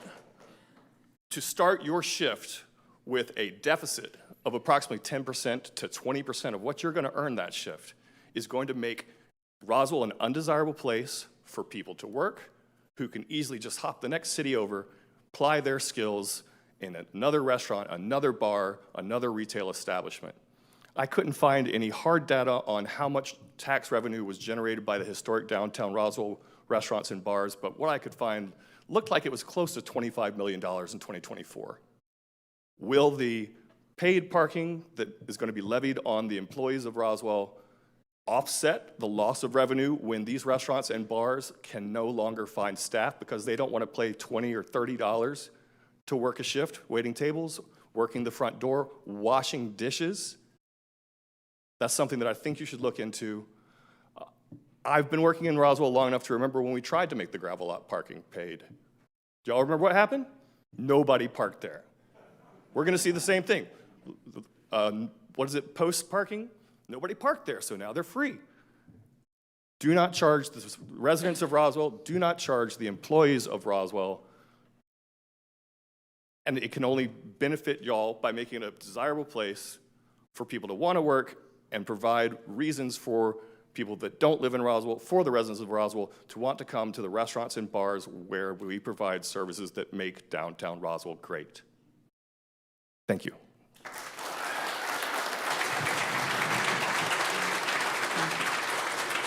So we're going to take a 10-minute break. I'm going to ask council, do y'all want to take a 10-minute break or just keep going? Okay, next speaker. How many speakers do we have left, Ms. Long? We have approximately 15.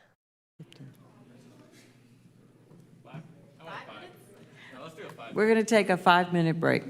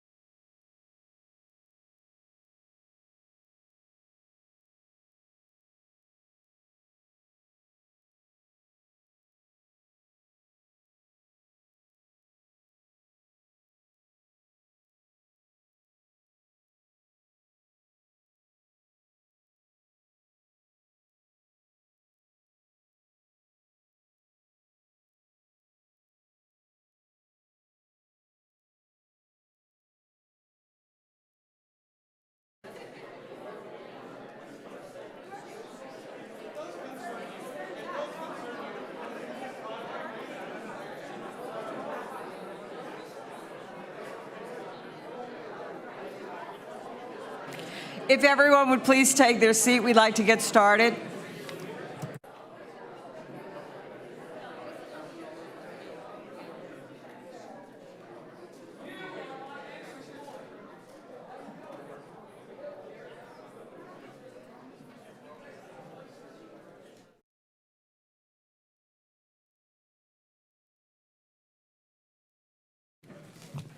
Oh, Nancy's not there.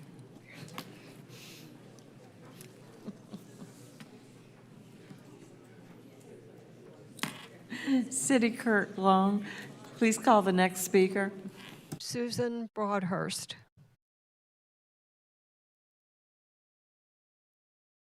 Susan Broadhurst. Next speaker. Jim Dooley.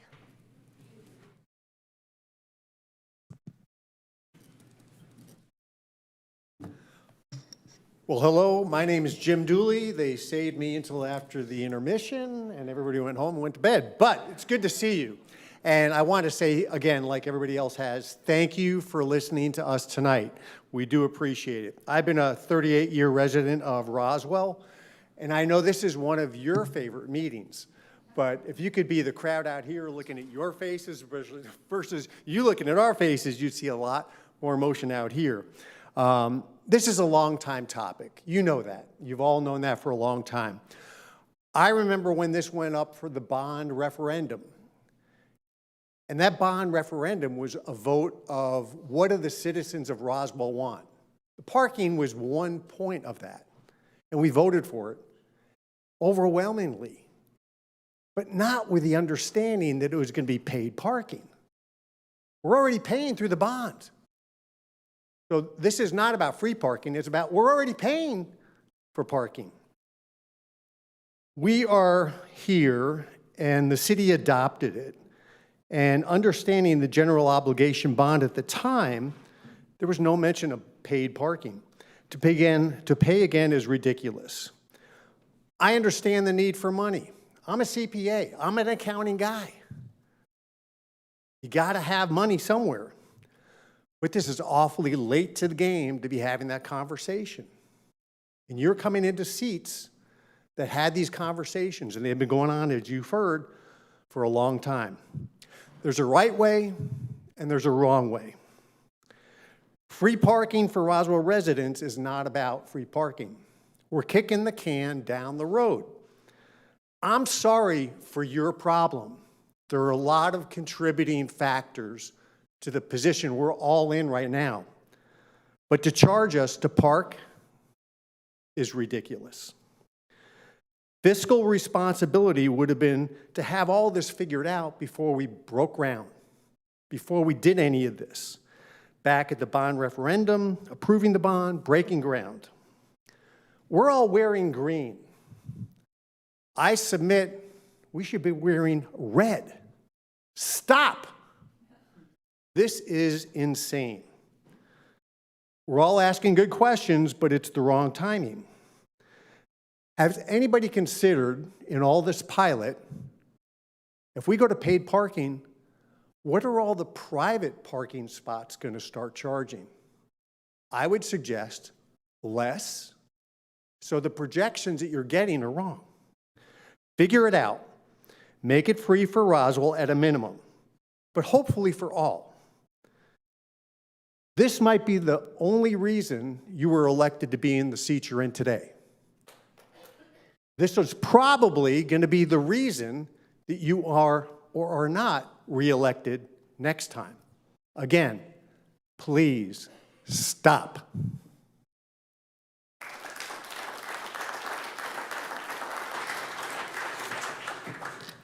Next speaker. Robert Paradise.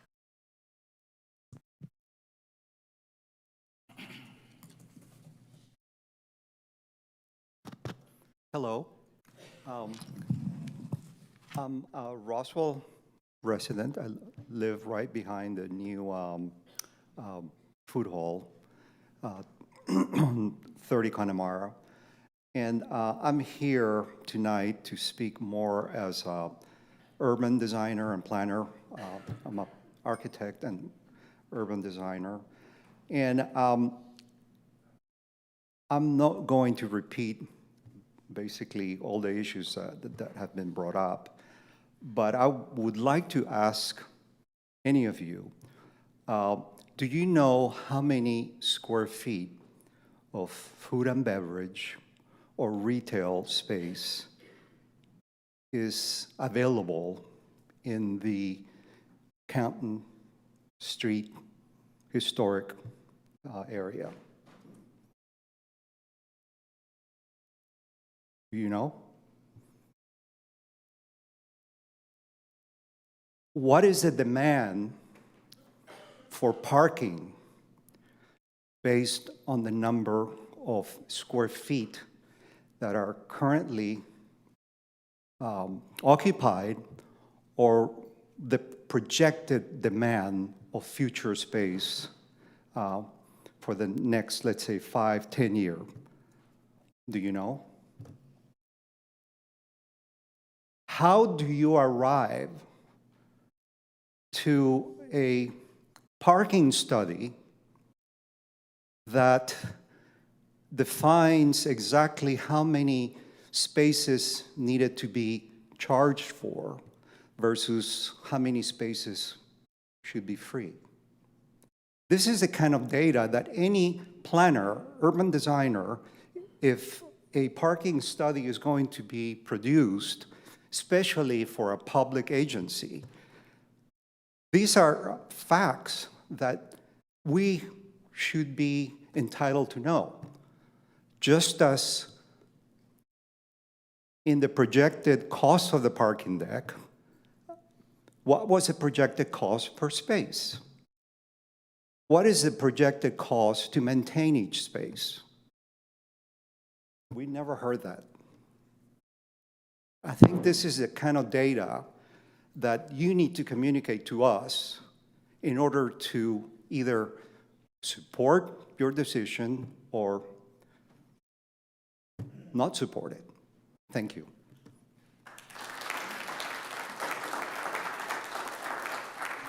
Thank you. Next speaker. Andy Piper. Andy Piper.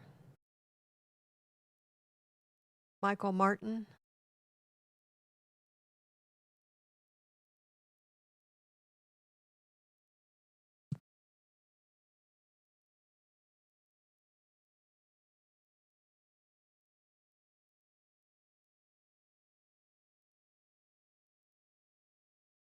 Good evening. I'm Michael J. Martin. I've been a 34-year resident of Roswell, a 34-year voter in the city of Roswell, and a 34-year payer of taxes in the city of Roswell.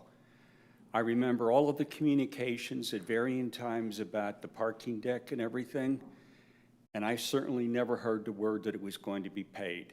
I think that's a classic case of bait and switch, and I really believe I was lied to by some people. I am very concerned about the effect of paid parking on the employees of all of the great restaurants and bars and the small businesses we have in the Canton Street area. I'm concerned about the viability of the small businesses we have. We have a number of restaurants that are vacant. One has been vacant for 4 years now. There are reasons for that. Paid parking is not going to help the situation. I'm not very articulate. I didn't prepare a speech. I was brought here on an impromptu basis.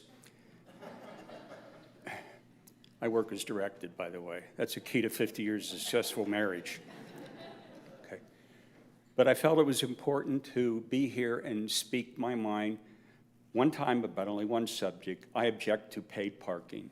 I have been in many places where, in Europe, where they have in the municipal areas, they have paid parking if you're not a resident of that small town or city of Hamburg or what other the places in Germany that I've been to.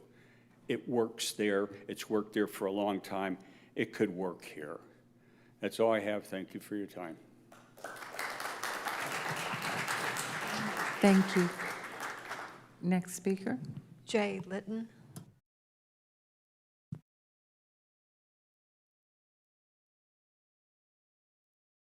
Hello, Mayor and Council. My name is Jay Litton, and everybody's talking about what they're doing. I just went to semi-retirement last year, and I just spent a lot of time helping people get jobs at our UMC Job Networking, and we've had a couple of you there, so thank you for that. If anybody knows anybody out of work, just come see me.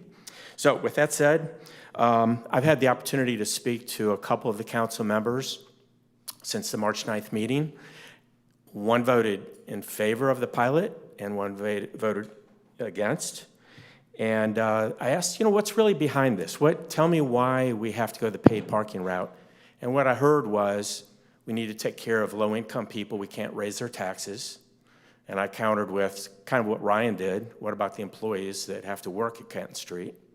And then the second point that came up was, what about the people that don't even go to Canton Street. They live in East Roswell, they live somewhere else, they just don't use Canton Street. And I equate that to, there's many parks that I don't use, there's many roads I don't use. Going back to what one speaker said, we're a community. That's the cost of having a community. And then about the revenue. Well, we need the revenue. But we didn't seem to have any problem getting the revenue for $2 million when Sears had their hand out looking for money.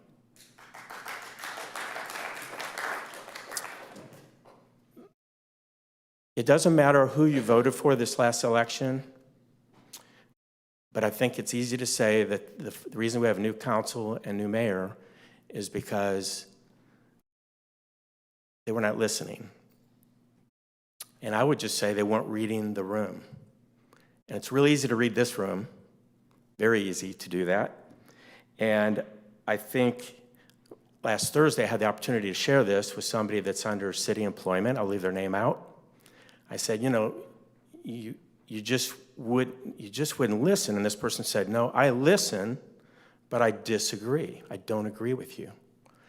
And tonight I had the opportunity to speak to this person again. I said, you remember that conversation? And this person said, yes. I said, well, I think we do agree. We agree you don't have the numbers to make a decision on what to do with parking. There was silence. So my question is, what is the cost of free? We had an attorney, I'm sorry, I didn't remember her name, but she gave a whole list of questions that she wants answered. I can just boil it down to one thing. What's the cost of free? Let's go get those numbers to find out what the cost of free is. And then no matter what the cost is, let's make it free. Imagine this new sign. Mayor, I know as you become mayor, one of the fringe benefits is you get a sign every road that comes into Roswell, right? Welcome to Roswell, you got the mayor's name, and underneath the mayor's name, if you vote properly, it could say, we have free parking. Thank you.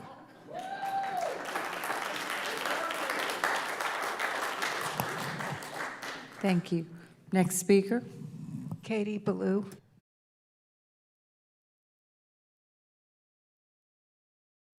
Katie Ballou. Carrie Robinson. Carrie Robinson.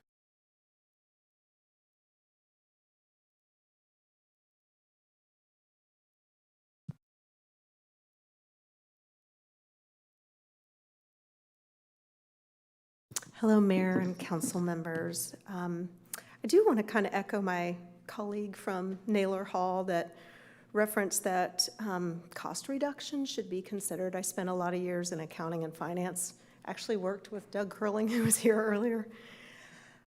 So I think it's worth considering that every parking dollar charged does not necessarily translate into profit, especially if it'll affect tax payments and businesses and all of the things everyone has echoed before me. I think those things should be heavily considered. Before coming here, I am a property owner and a business owner on Canton Street. I own the Savory Gourmet and the building that it's in. And I was heavily pursued, even my husband tried to talk me into it, to go to Southern Post. And I couldn't fathom the idea of asking hourly employees to pay to park, to come to work, but also because we're a market, I couldn't think about customers like walking around with big grocery bags and going too far. So I was looking for a property that had parking. Parking is such a problem in our area that it quickly became Savory Gourmet has free parking, and I had to put up some signs to deter people from parking in our space to go other places. So it's a problem already. I think with the Green Street paid parking, that'll exacerbate the issue. Because of the whole parking issue, that is why I ended up at purchasing the property in Canton Street, because of parking specifically. And as a resident of the city of Alpharetta for years, and also a business owner in Alpharetta for years, I have experienced the differences in Alpharetta and Roswell. I love Roswell, by the way. But there was a point in time where the city of Alpharetta was trying to decide what to do with downtown Alpharetta, and it was a mess. I mean, downtown Roswell is beautiful, but downtown Alpharetta was a dilapidated disaster. And they polled us, and they asked us what we would like to see done, and then they executed it beautifully. It's one city government experience that I can say was just wonderful. It's wonderful having a business there. It's wonderful the way that it drove activity there. And so I guess what this boils down to for me is that they found a way to create multiple free parking decks. A lot of them are hidden. One's across the street from my store there. You would never even know it was a parking deck, but they found a way to do it. And the amount of activity that it's driven to that area is just exponential. So I would just echo everyone before me and encourage all of you to try to find a way to continue to drive business to our area. Thank you.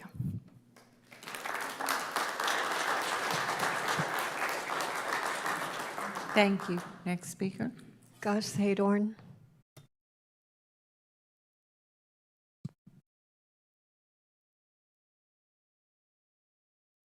Madam Mayor and Council, I thank you for your service. Another important topic. April 22nd is coming. My daughter was born on April 22nd, and I love that girl with all my heart, but even more important, what is happening on April 22nd is the one day of the year that we pay attention to the earth. June 1st is the beginning of the hurricane season. And not even the weatherman knows which way the wind blows these days. Climate change is here, and we're not paying attention. Every time, has there ever been a time when we needed solar energy more than we need it now? And how much have we all paid the fossil fuel energy industry on a monthly basis for the fuel that we get? Traveling 400 these days breaks my heart, but also the tree canopy that we have lost, even in Roswell, is heartbreaking as well. So I ask for your help. I ask that you take a small, important step and join me in beginning a campaign to regenerate our tree canopy. Let's plant some trees together. Thank you. Thank you. Next speaker. Jason Yao.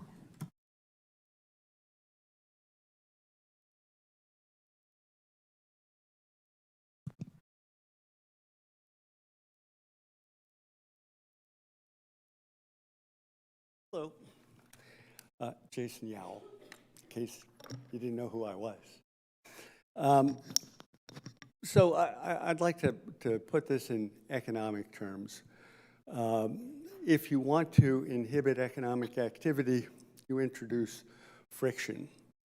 If you want to accelerate economic activity, you take the things that create friction out of the equation. And it's not just the money to pay for parking, it's the friction of the whole ordeal of it. And if you want to enhance the historic district, you can't have paid parking. But you need money. So for starters, there's $50,000 that you're paying for the gravel lot. Boom, stop leasing the gravel lot because you just built a parking deck across the street. If you have paid parking in that parking deck, it is going to be so underutilized, you won't make any money. It's going to be a money-losing proposition. I sure hope the city hasn't spent the money already for the equipment to monitor and process the paid parking, because if you have, that was a really dumb thing to do. I know was it last week or 2 weeks ago, you approved $1 million more in a fake revenue bond for the parking deck, which I assume is for the equipment to make the parking paid. If this is the case, the whole temporary thing doesn't work because you're going to have the sunk cost of having bought the equipment. Hopefully you haven't done that yet. I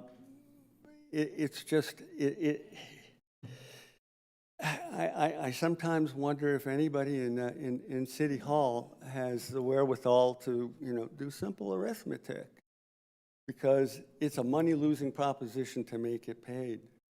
I mean, $1 million for the equipment, we're right there. There's another $50,000 a year in interest. So, wham, I just saved you $100,000 a year for free parking. And the administration of it is going to be another $100,000, $200,000.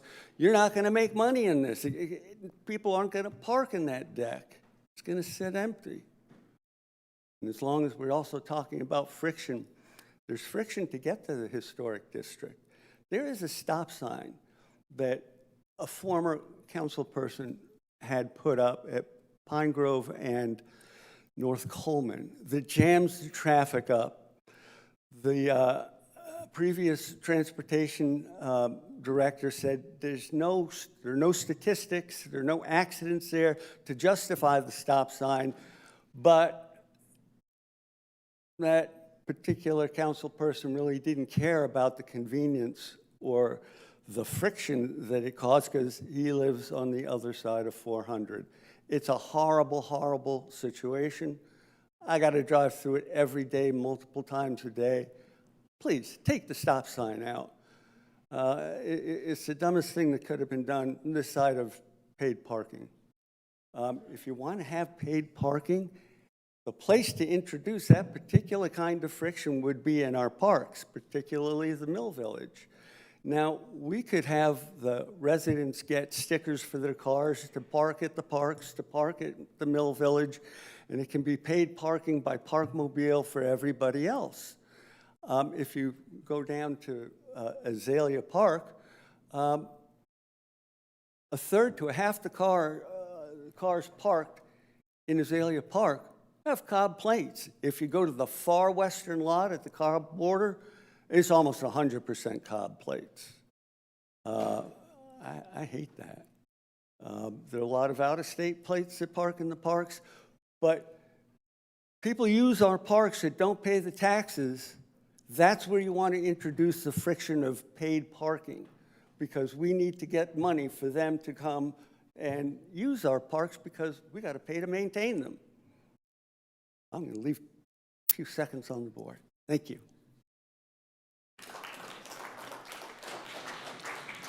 Thank you. Next speaker. Neil Gassawal.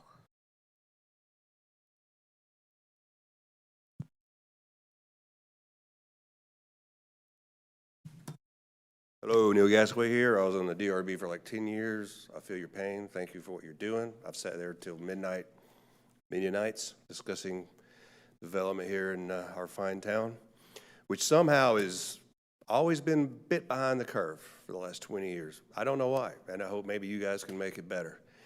Because all the other towns around here, we got free parking. That's a fact. And for us to suddenly introduce that, it's just not a good business sense decision. It makes no sense. I don't know what you guys are going to do. You do have a problem, but it's a bad decision. And I hope to God you're not talking about charging parking down on Sloan Street and Mill Street in the historic district where I live. Simple anecdote that's a true fact. I'd based my business here out of Roswell. My business license years ago just used to be $500-600. Last year was $8,000. This year it's $5,000. And I'm sure any other business owners out there in Roswell have been through the same thing. And guess what I'm trying to figure out how to do? Put my business elsewhere. That's just how business works. And I've heard a lot of folks talk about the same thing with their restaurants and whatnot. You're making a mistake if you charge for parking. Simple as that. Thank you.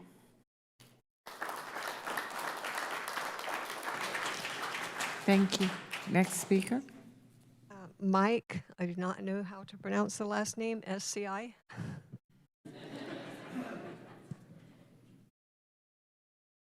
Mayor, council, congratulations on some of your wins there. Good job.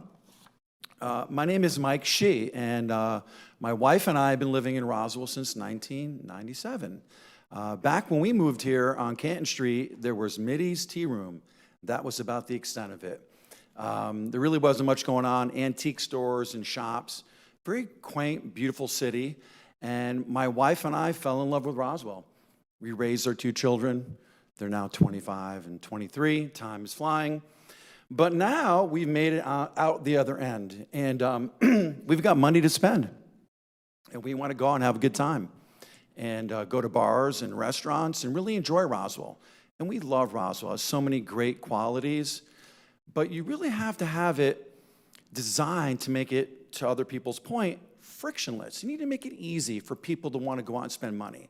So let's talk about Mike and Jackie's psychology. It's Friday night. We're like, hey, let's go out. Sure, let's do this. Where do you want to go? Well, wife's like, I love Canton Street Social. It's a really great place. But the problem is parking, right? You can never find a spot. It's not easy. So sometimes we go other places that are more convenient and easy. So I know living in Roswell for the time I've lived here, it has been a little tough for businesses. There's more friction. It's harder to do things. We need to make it easier. We need to be strategic and think smart, right? Not the short-term gain of getting some additional revenue from parking, really. Let's look at big picture. Let's grow the city. Let's be smart about it. Let's look at other revenue sources and think about all the revenue that comes in. If businesses want to come here, there's going to be more revenue down the road. So be strategic, be smart. I love the city, and I do trust in you guys that you're going to do the right thing. It's really important for our city and future growth. It's not about free parking. It's not about free parking. That's not the right word. We already paid for the deck, right? And it's not just the deck. It's parking all throughout the city of Roswell, right? I'm seeing all these things pop up. I hate that. They pop up. I get my phone out.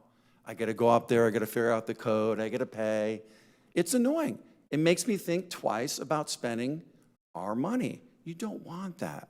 That's not a strategic. It's not a smart move. Thank you for your time. Good evening.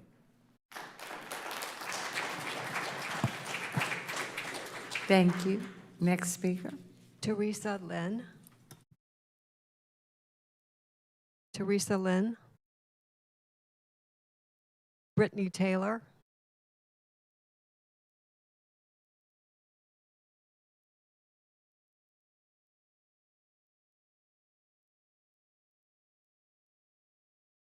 All right.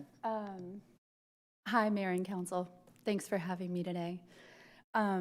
I wanted to kind of provide a perspective that really piggybacks on the employee's struggle, but also the perspective of an engaged constituent who is feeling sort of stopped at her efforts to participate in solving these issues, right? I didn't plan anything because I didn't have a voice yesterday, and as you can hear in my voice, it's barely here now. So I'm going to try to be succinct and well-spoken, but forgive me if I'm not. I found out about this decision for the pilot program on the morning of March 10th when I logged into Facebook and saw a post on the Roswell Moms Network. And I got curious because as a former long-term employee of Canton Street, I instantly was taken back to the times in my car where I was crying and trying to pull off to text my boss to say I would be late because I couldn't find parking. I would have to resort to parking over a mile away, knowing I wouldn't get off work till at least 11 p.m., and I'd have to walk, rain or shine, to my car that night because I had no other option. Now, granted, when I was hired on Canton Street, I was hired under the impression that paying for parking was an option. So when I chose to pay 12 Oaks parking or whatnot, I knew it was by choice that I was choosing the convenience of a lot close by, right? This decision changes that for employees who already exist on Canton Street and did not agree to those terms when they were employed or hired. Had they known that that was coming, it may have informed them to move out into Alpharetta, which is now getting a new little alley, or Woodstock, which has Salt and Ceviche and Spirited Boutiques. I mean, you've got these competitive stores that are the same name going into a sister city with free parking. So when I found out about this on the Facebook page, and I emotionally was drawn to this issue from the perspective of an employee, I hyperfixated for about 8 hours, okay?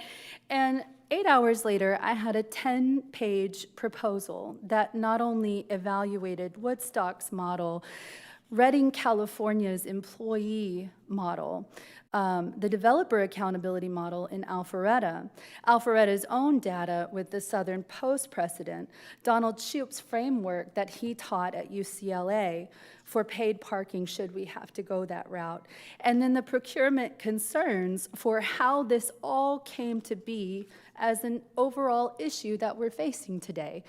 And I know that this whole council and mayor, you are not responsible for the decisions that were previously made that have caused these headaches. However, you are responsible for how you move forward and the constituents that you serve and how they feel about it, right?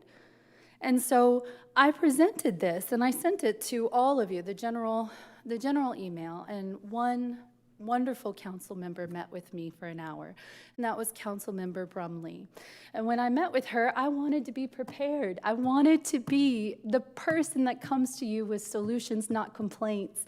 And so I developed 48 pages of implementation and GORA records requests and a checklist for activists who want to get on this bandwagon to fight this issue, because we see so many issues with this one decision. And I know that you can't control how we got here. That's already in the past. But if you have a willing participant who is in the city of Roswell, I rent here, I'm a single mother, I worked on Canton Street for 4.5 years, I managed and I served. I know the struggle inside and out, and I presented 48 pages because I didn't want to be a person who came up here to tell you all the things that were wrong. I wanted to say, hey, I put a lot of thought into this. I not only put a lot of thought into it, I shared it with the people that you see here, and I asked them to critique it. I wanted to stress test my ideas because they're not worth anything if I don't hear the critique. Much like you guys, none of these ideas are worth anything if we can't critique them and be trusted that our critiques are both heard and implemented. And so I'm asking, in earnest, What do you need from your constituents who are willing and able and passionate about solving these problems? What do you need from us to be able to participate in a transparent and forward-thinking conversation about where we go next? Thank you.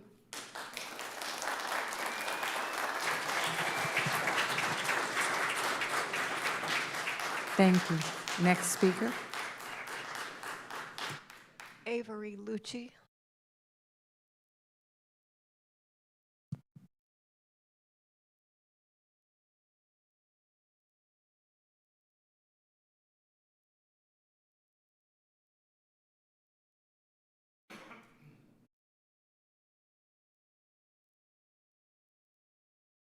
Good evening, Mayor and Council. Thank you for having this forum for us to speak and share our opinions.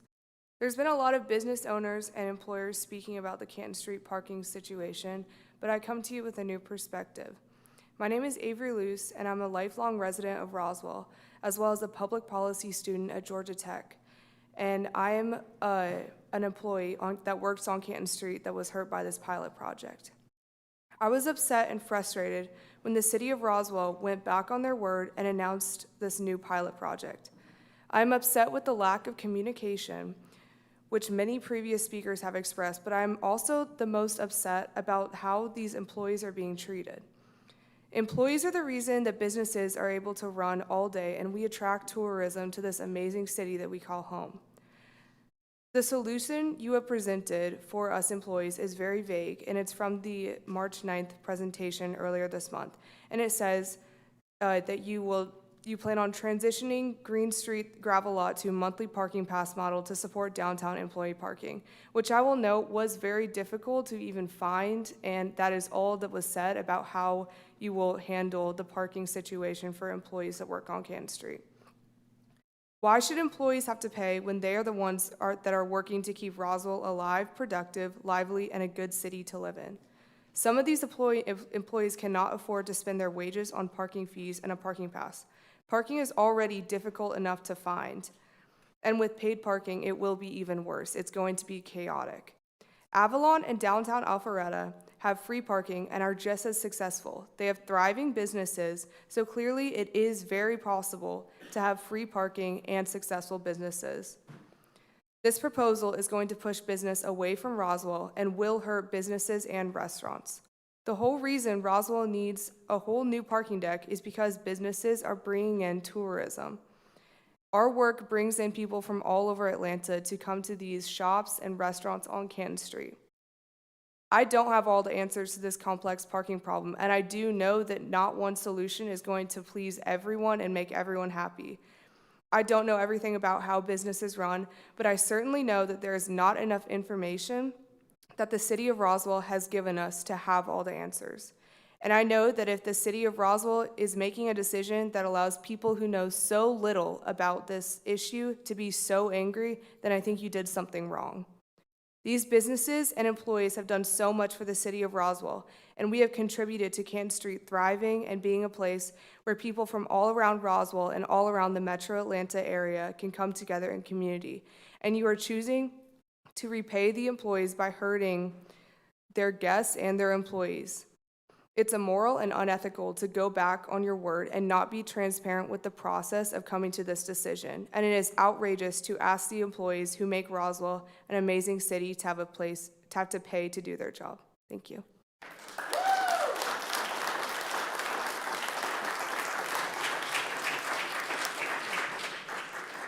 Next speaker. Priscilla Wheeler.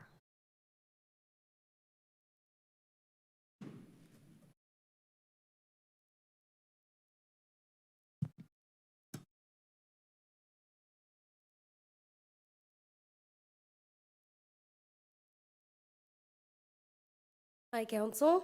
My name is Priscilla. I'm not going to talk too much about numbers or revenue or throw out solutions that I have no personal scope of what the ramifications for that would be. I'm just an employee on Canton Street. I grew up on Canton Street, and I've watched it flourish, a fact of which I'm proud. Hospitality, which I'm in, can be a very demanding job.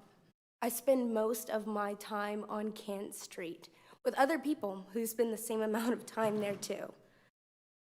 Some of us don't live in Roswell, but surprisingly, Roswell has found a way to take money from people who decided to just work here and help your city continue to flourish.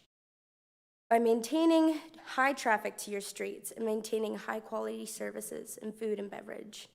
To me, to us, paid parking looks like a bill, a punishment almost, an hourly, daily, weekly, yearly bill to a city I love and yet can't afford to live in. It becomes something I have to account for and stress about just to work, to provide comfort and leisure to those, yes, who might not mind the couple of extra dollars, but I do. The employees do. We care.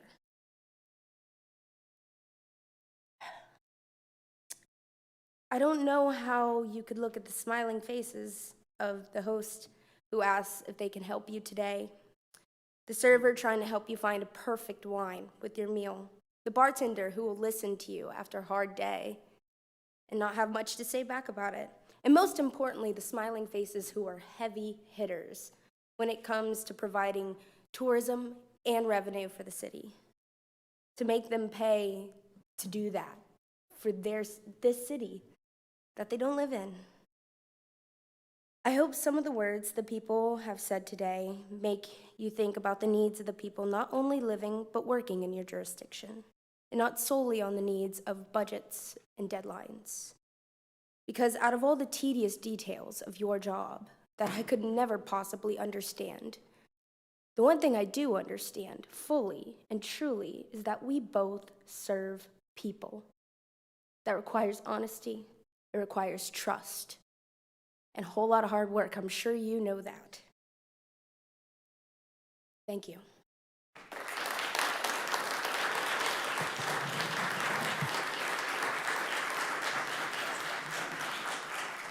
Thank you. Nancy. Roman Pierzak. I think I'm the last one. I heard about the parking since the campaign. It was a few years ago, and explained to us why we needed parking. There was a council member, the dentist I call him, and he explained that we may have in Roswell 600 visitors per year. I said, this parking lot, it will be too small. No, it will be okay. So how many spaces? Nobody knew. I basically found out how many spaces in the parking lot just several months ago. I was asking some of the members, do you know how many parking lots will be? Still don't know. So when you will know, because this depends how much it costs. Is the parking free? It's not free. I'm paying for the parking by taxes, and everyone who's paying taxes for Roswell is paying for the parking 24 hours, 7. As I'm talking, by taxes, I'm paying for parking. And that's what it is, basically. Maintaining. Several business people here said, we want free parking because we need customers. So what I heard about maintaining the parking lot will cost about $50,000 a year, which is, and this is a number that I got, which is basically $4,000 a month. And this is, correct me if this number is higher, Ellen? How much?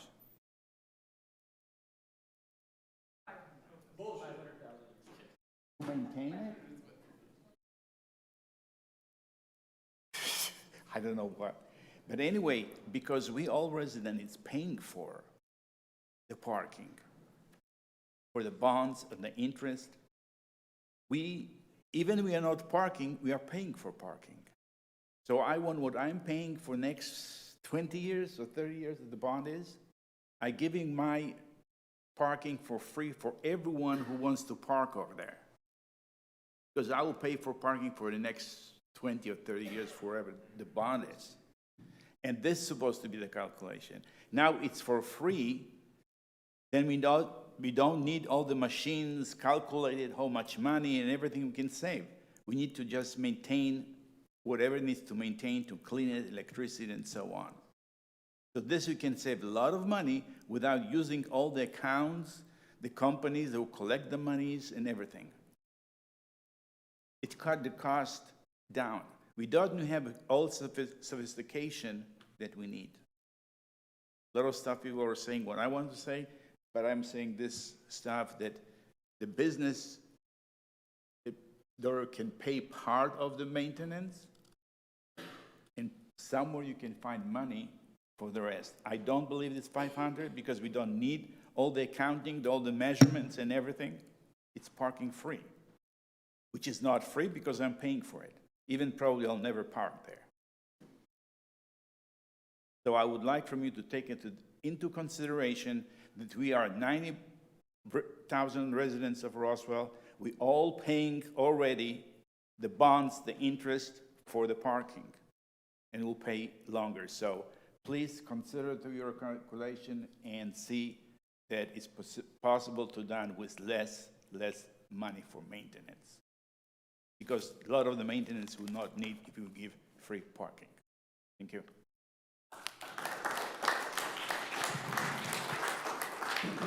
Thank you. Next speaker. Monica Hagewood.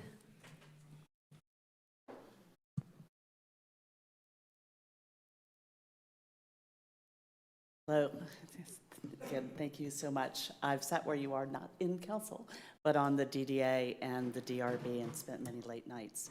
And I've been a witness to the effort and so many that wanted free parking, and I've worked on deals trying to make it work. I'm a commercial real estate advisor, and since my sabbatical is kind of breathing easy, I spend every day researching small towns and what critical factors make them successful. And I will tell you, the cities that are a partner with their businesses, they're the ones that are attracting the best people into town and the best businesses. We need to pause and take a minute and remove this friction and partner on this. When I'm looking at it, one of the things, and I'm kind of a little late to the parking game, so I'm not going to, too many people have the details, but you're sitting there looking at pro formas that clearly, from what I've heard, have real data problems. Pro formas look so sexy, and they're so great, and there's probably not one that's ever been accurate. They're either too much or sandbagged. They're guesses, and they are only as good as the data that goes into them. And data on a parking revenue source without taking into account what's happening in your competitive markets is foolishness. All of our competing markets have free parking, and I can tell you about towns all over the country, but it is an economic driver that attracts, it makes frictionless for the people who want to do business here. And so you guys are here for 8 years, is it 12? Is the longest. Here's what happens in so many cities, and this is from a long time ago, is you'll be thinking everything's rocking. We get a little bit full of ourselves because Roswell's always been the it place. It has been. My husband and I raised our 4 children here, and we moved here intentionally paying Fulton County taxes because we wanted to be in Roswell. We wanted to be a part of this community. 26 years. And what happens, though, is something like this starts to impact your economy, and you don't really notice it. You think, oh, yeah, well, they just couldn't make it. They spent too much on this or too much on that. And it happens slowly, probably years after you all are out of office. But it's slowly, and then it happens really fast. And at that point, it costs so much money and so much effort, and it's often impossible to turn that boat around. So right now, you have a minute to embrace the business community. There's so much talent in this town that would come and sit with you guys and come up with a solution. And I just encourage you to reach out to all of those. You can't be in opposition with your business community, much less your constituents and citizens. So thank you. It's hard, and I know you guys are tired. Thank you.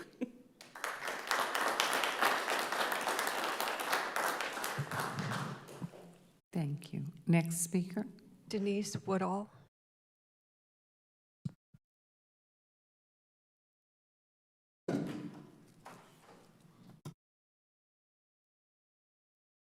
I feel like I've been talking to y'all a lot lately. I usually don't make this much noise. So I'm Denise Woodall. I live at 162 Oxbow Road. I've been a resident here since 2018. Moved here, I'm pretty poor, but I really love the town and I love everything about Roswell. I looked all over the metro Atlanta area and found nothing like it. Nothing where that's so walkable with the trails, with the town, with the city, with the fun. It's like everything's right here, so I don't have to go anywhere. And I really want that in my life.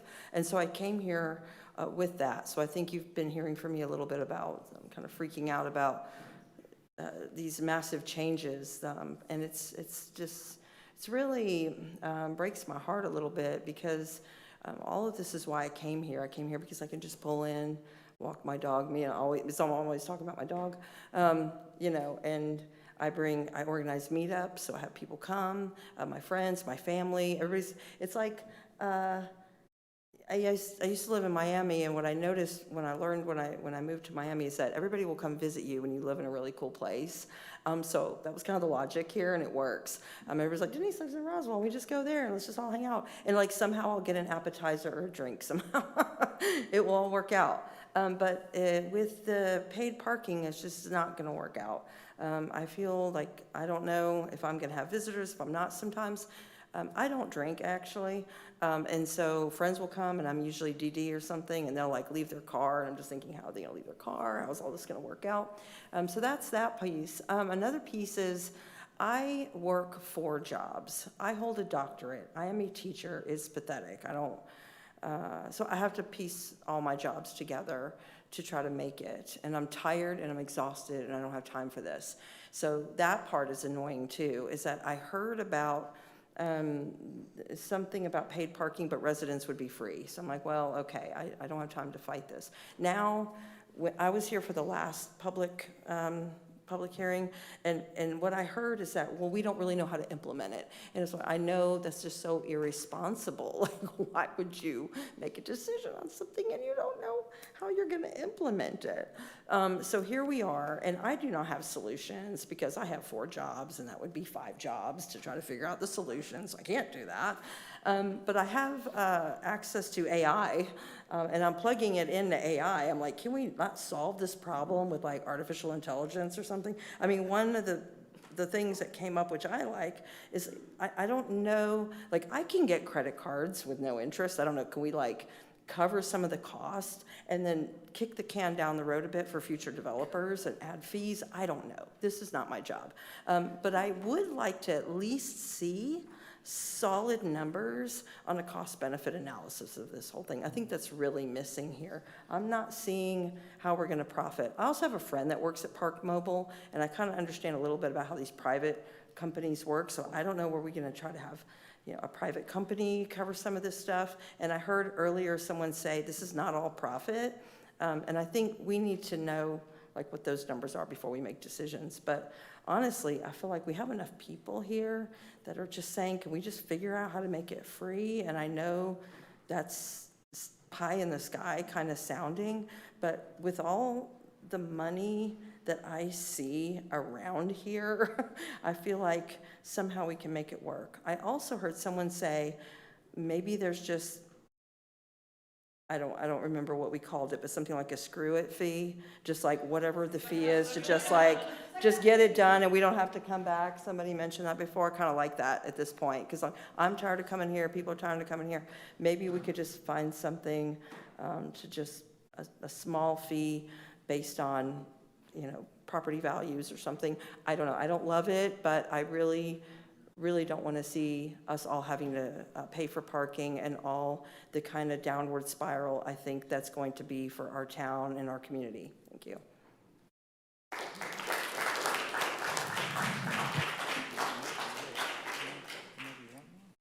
Thank you. Next speaker. Mayor, there are no other speakers. Thank you. So, again, please, appreciate everyone who came, and thank you for being part of this open mic evening and for your continued involvement in the city of Roswell. we are looking at other things. As we said, all of the questions have been recorded, as well as any of the statements made. So please make sure you're following on our multiple sites that we will be posting all of the answers and information that have been asked for, hopefully within a week, maximum 2 weeks. Thank you. And this open forum for March 30th, 2026 is adjourned.